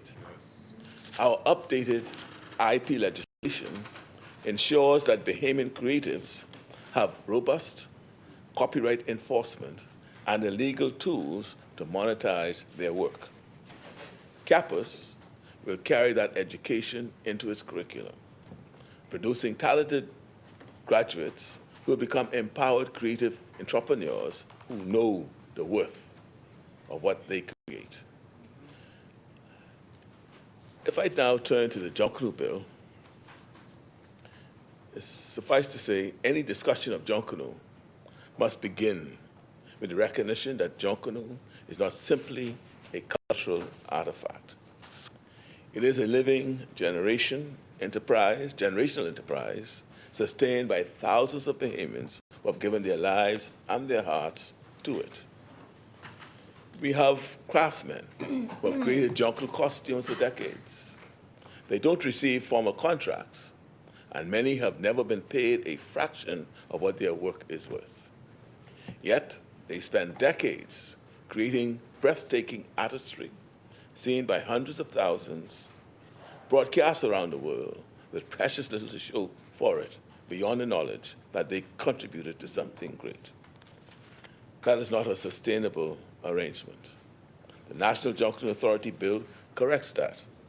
It creates, for the first time, a permanent statutory home for Junkanoo, giving our craftsmen, musicians, composers, and parade participants a professional and organized structure within which their contributions can be properly recognized and protected. If you are a member of the Junkanoo community listening right now, I'd like to speak directly to you. I know this process has not been without tensions. The question I hear most often is, will this authority take Junkanoo away from the people who built it? And the answer is no, it will not. The authority is structured to include the voices of the Junkanoo community at every level. And it includes all major stakeholders, from family and groups to parade management committees to research and preservation subcommittees. This is not a bureaucracy imposed on Junkanoo. It is a framework built to support it. We are providing dedicated funding, professional management, intellectual property protection, and a marketing strategy that positions Junkanoo as both a national celebration and an international cultural and commercial asset. Madam Speaker, the naming of this bill in honor of Willis George, Bethel, and William Wallace is meaningful. These are Bahamians who dedicated their lives to Junkanoo with no exception or expectation of reward. We honor them today by building the very institutional support they would have benefited from during their Junkanoo careers. But now, their names will forever be associated with providing support to others, just as they supported the Junkanoo community during their careers. The bill is for them, the Junkanoo community, and all others who have contributed to this iconic parade, which I believe is the best parade of its kind in the world, and actually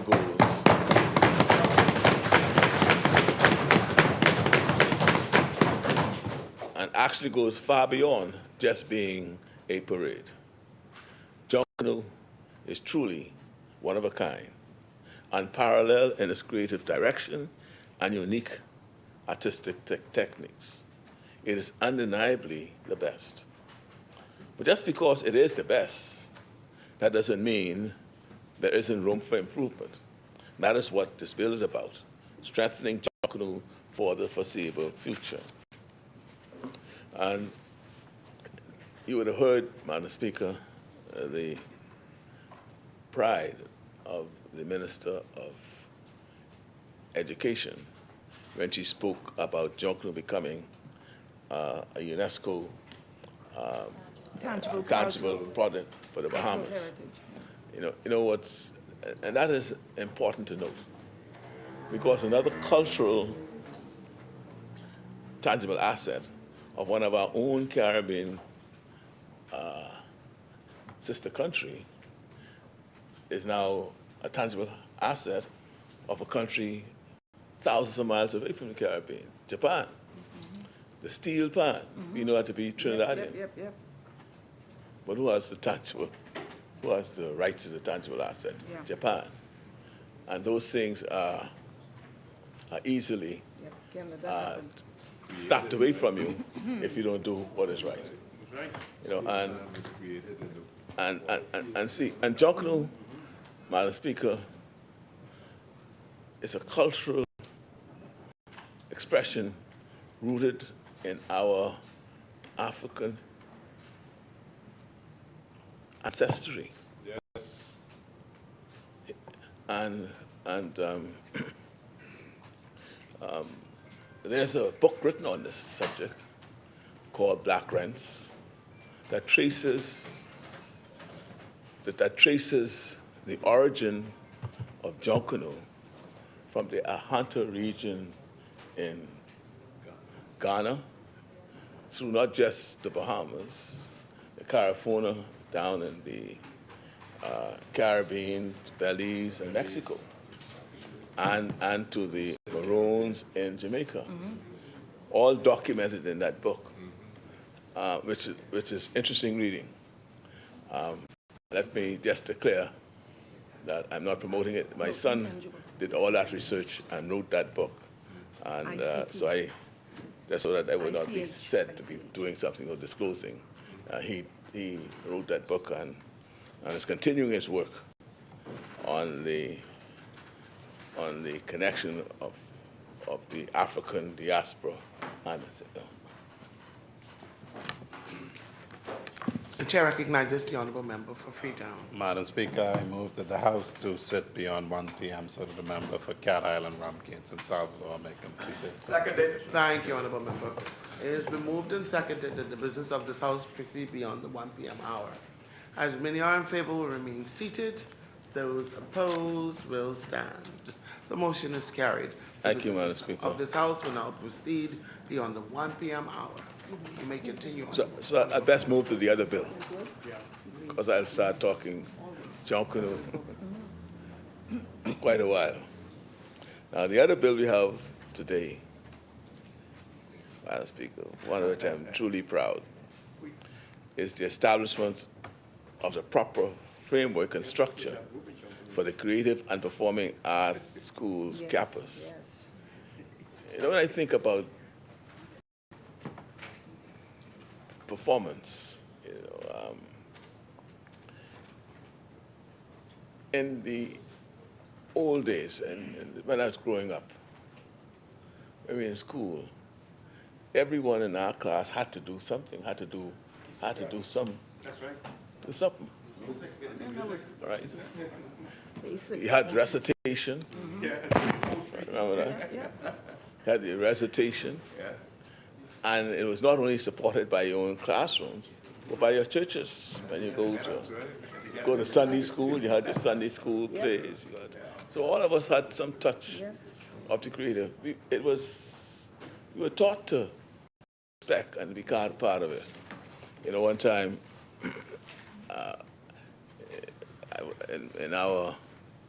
we used to call it program in Old Bycat Island, you know. And in our program, they asked me, they tell me I must go and memorize a verse. And I did. So when they called me up, Little Brave, yes, ma'am. Your voice, yes, ma'am. And I'm standing up there. Jesus wept. That was a verse. You was something else at that time. That was a verse in the Bible, the shortest verse. This CAPAS bill is a foundational bill for our country. CAPAS is a dream that has been dreamt of and spoken about for a very, very long time. And as we debate this bill, I can't help but think about the talented young people I've met over the years.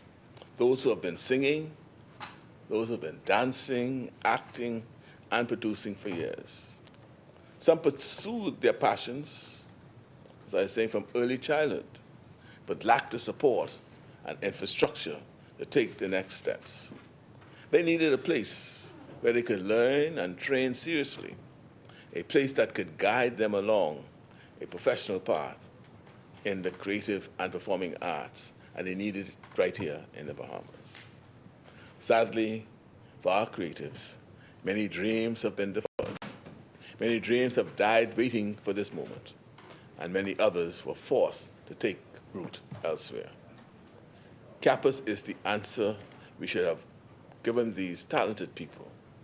Unfortunately, we can't make up for lost time and opportunities, but we can give our creatives the support they need today.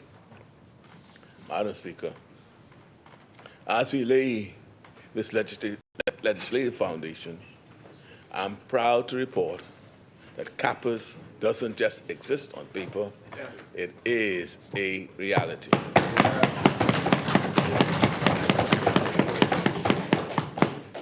CAPAS opened its doors last September to 50 Bahamians who began a 28-week foundational program in acting, vocal performance, and dance.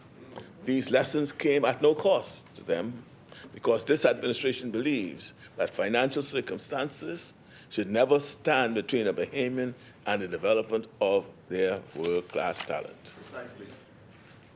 I was privileged to attend the first ever showcase held by CAPAS just a few weeks ago, featuring these same students, and it was truly astounding to see that level of talent we helped them cultivate through this program. One of the students in the showcase is a member of the staff at the Office of the Prime Minister, who dedicated herself to developing her talents each day after work and was able to perform on an auditorium-style stage for the first time ever, thanks to CAPAS. I was proud to see her display her immense talent for singing and to know that we were able to help her confidently take this major step. It's amazing to see the talent that is all around us in this nation. And we owe it to the many talented Bahamians to build an institution that can help them to fulfill their dreams. CAPAS is helping us to do that. And this is just the beginning. A production arts stream is already in development, expanding into film, audio production, and engineering, and other aspects of production. In the near future, Campus will be home to a 3-year Bachelor of Arts program with a curriculum developed in collaboration with international conservatories and industry leaders.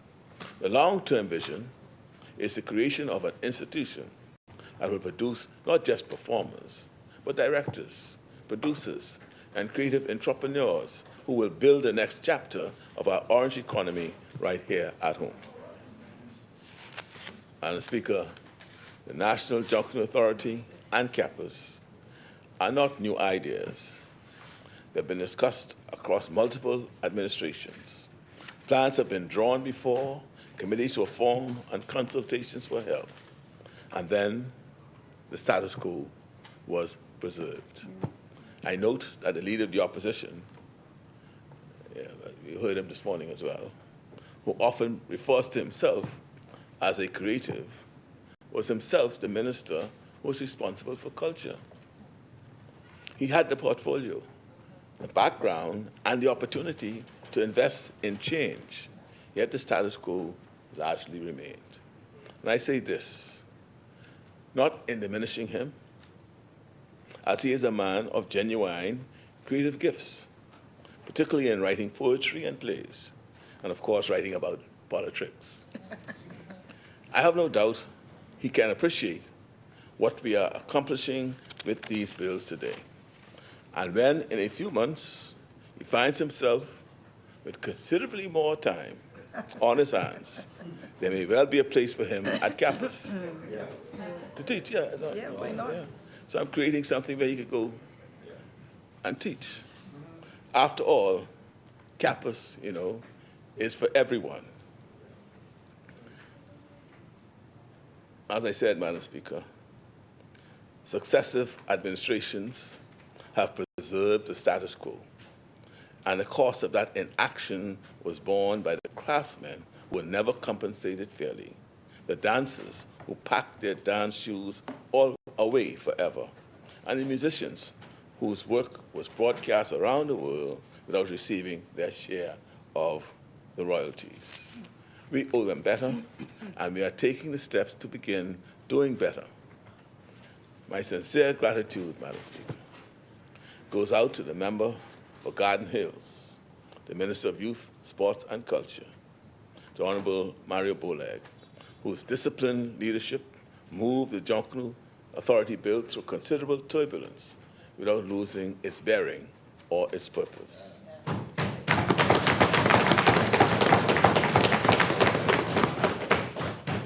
And to the member for Eglinton, the Minister of Education and Technical and Vocational Training, the Honorable Dennis Hannah Martin, whose lifelong commitment to cultural authenticity helped us to get where we are today.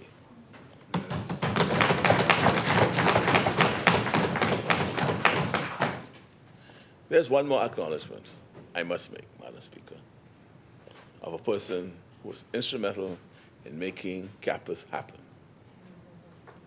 You see, there are people in public life who serve because it is their job. And then there are people who serve because it is their calling. Ian Poitier is the latter.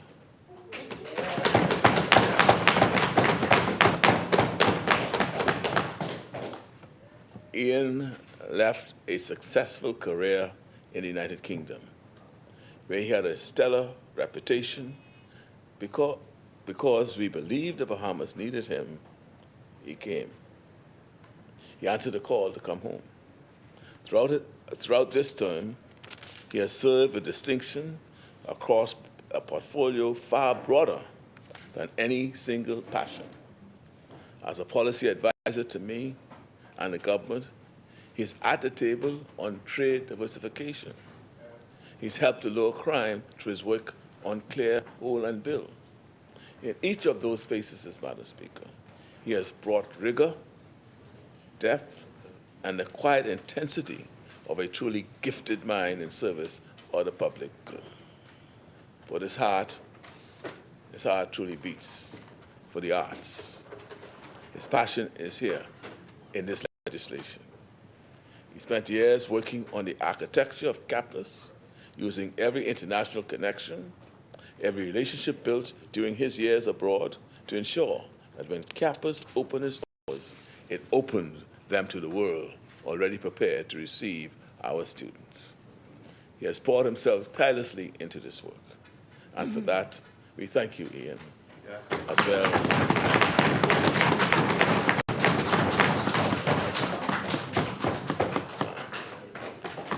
As well as all others who played a role in making today happen. Madam Speaker, these bills do not stand alone. They are part of a deliberate commitment to building the institutions through which every Bahamian can find a path to opportunity. The opportunities created through our investments in Junkanoo and campus will stand alongside the National Apprenticeship Program, BTVI's expansion into the Family Island, as well as DigiLearn and Upskill Bahamas. Taken together, these initiatives form a vision of a future in which every young person, regardless of their gift, whether for music or engineering, dance or data, costuming or coding, has an institution that recognizes their talent, a program that develops their talent, and an opportunity pathway that rewards them for their talent. We are fortunate to live in a country filled with people of extraordinary talents and abilities, and we are now building the infrastructure to support that talent. When the people of this country voted for a new day, they voted for progress. Yes. They chose to change the status quo, and they empowered us with the mandate to move the Bahamas to a higher ground. Bill by bill, institution by institution, and program by program, we are making it happen. And this is just the beginning. There are still many more years of progress to be made, and we are determined to see our work through to the end for the creative community and for the Bahamians everywhere to gain unprecedented access to abundant opportunity. Thank you, Madam Speaker.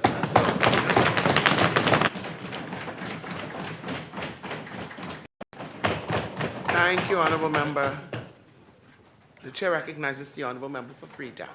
Madam Speaker, I move that the House, business of the House, now be suspended to 3:30, and on our return, Central Grand Bahama will be on the floor. Thank you. Thank you, Honourable Members. It has been moved and seconded that the business of this House stands suspended until 3 p.m. As many are in favor, will remain 3:30 p.m. As many are in favor, will remain seated. Those opposed will stand. The motion is carried. The business of this House stands suspended until 3:30 p.m.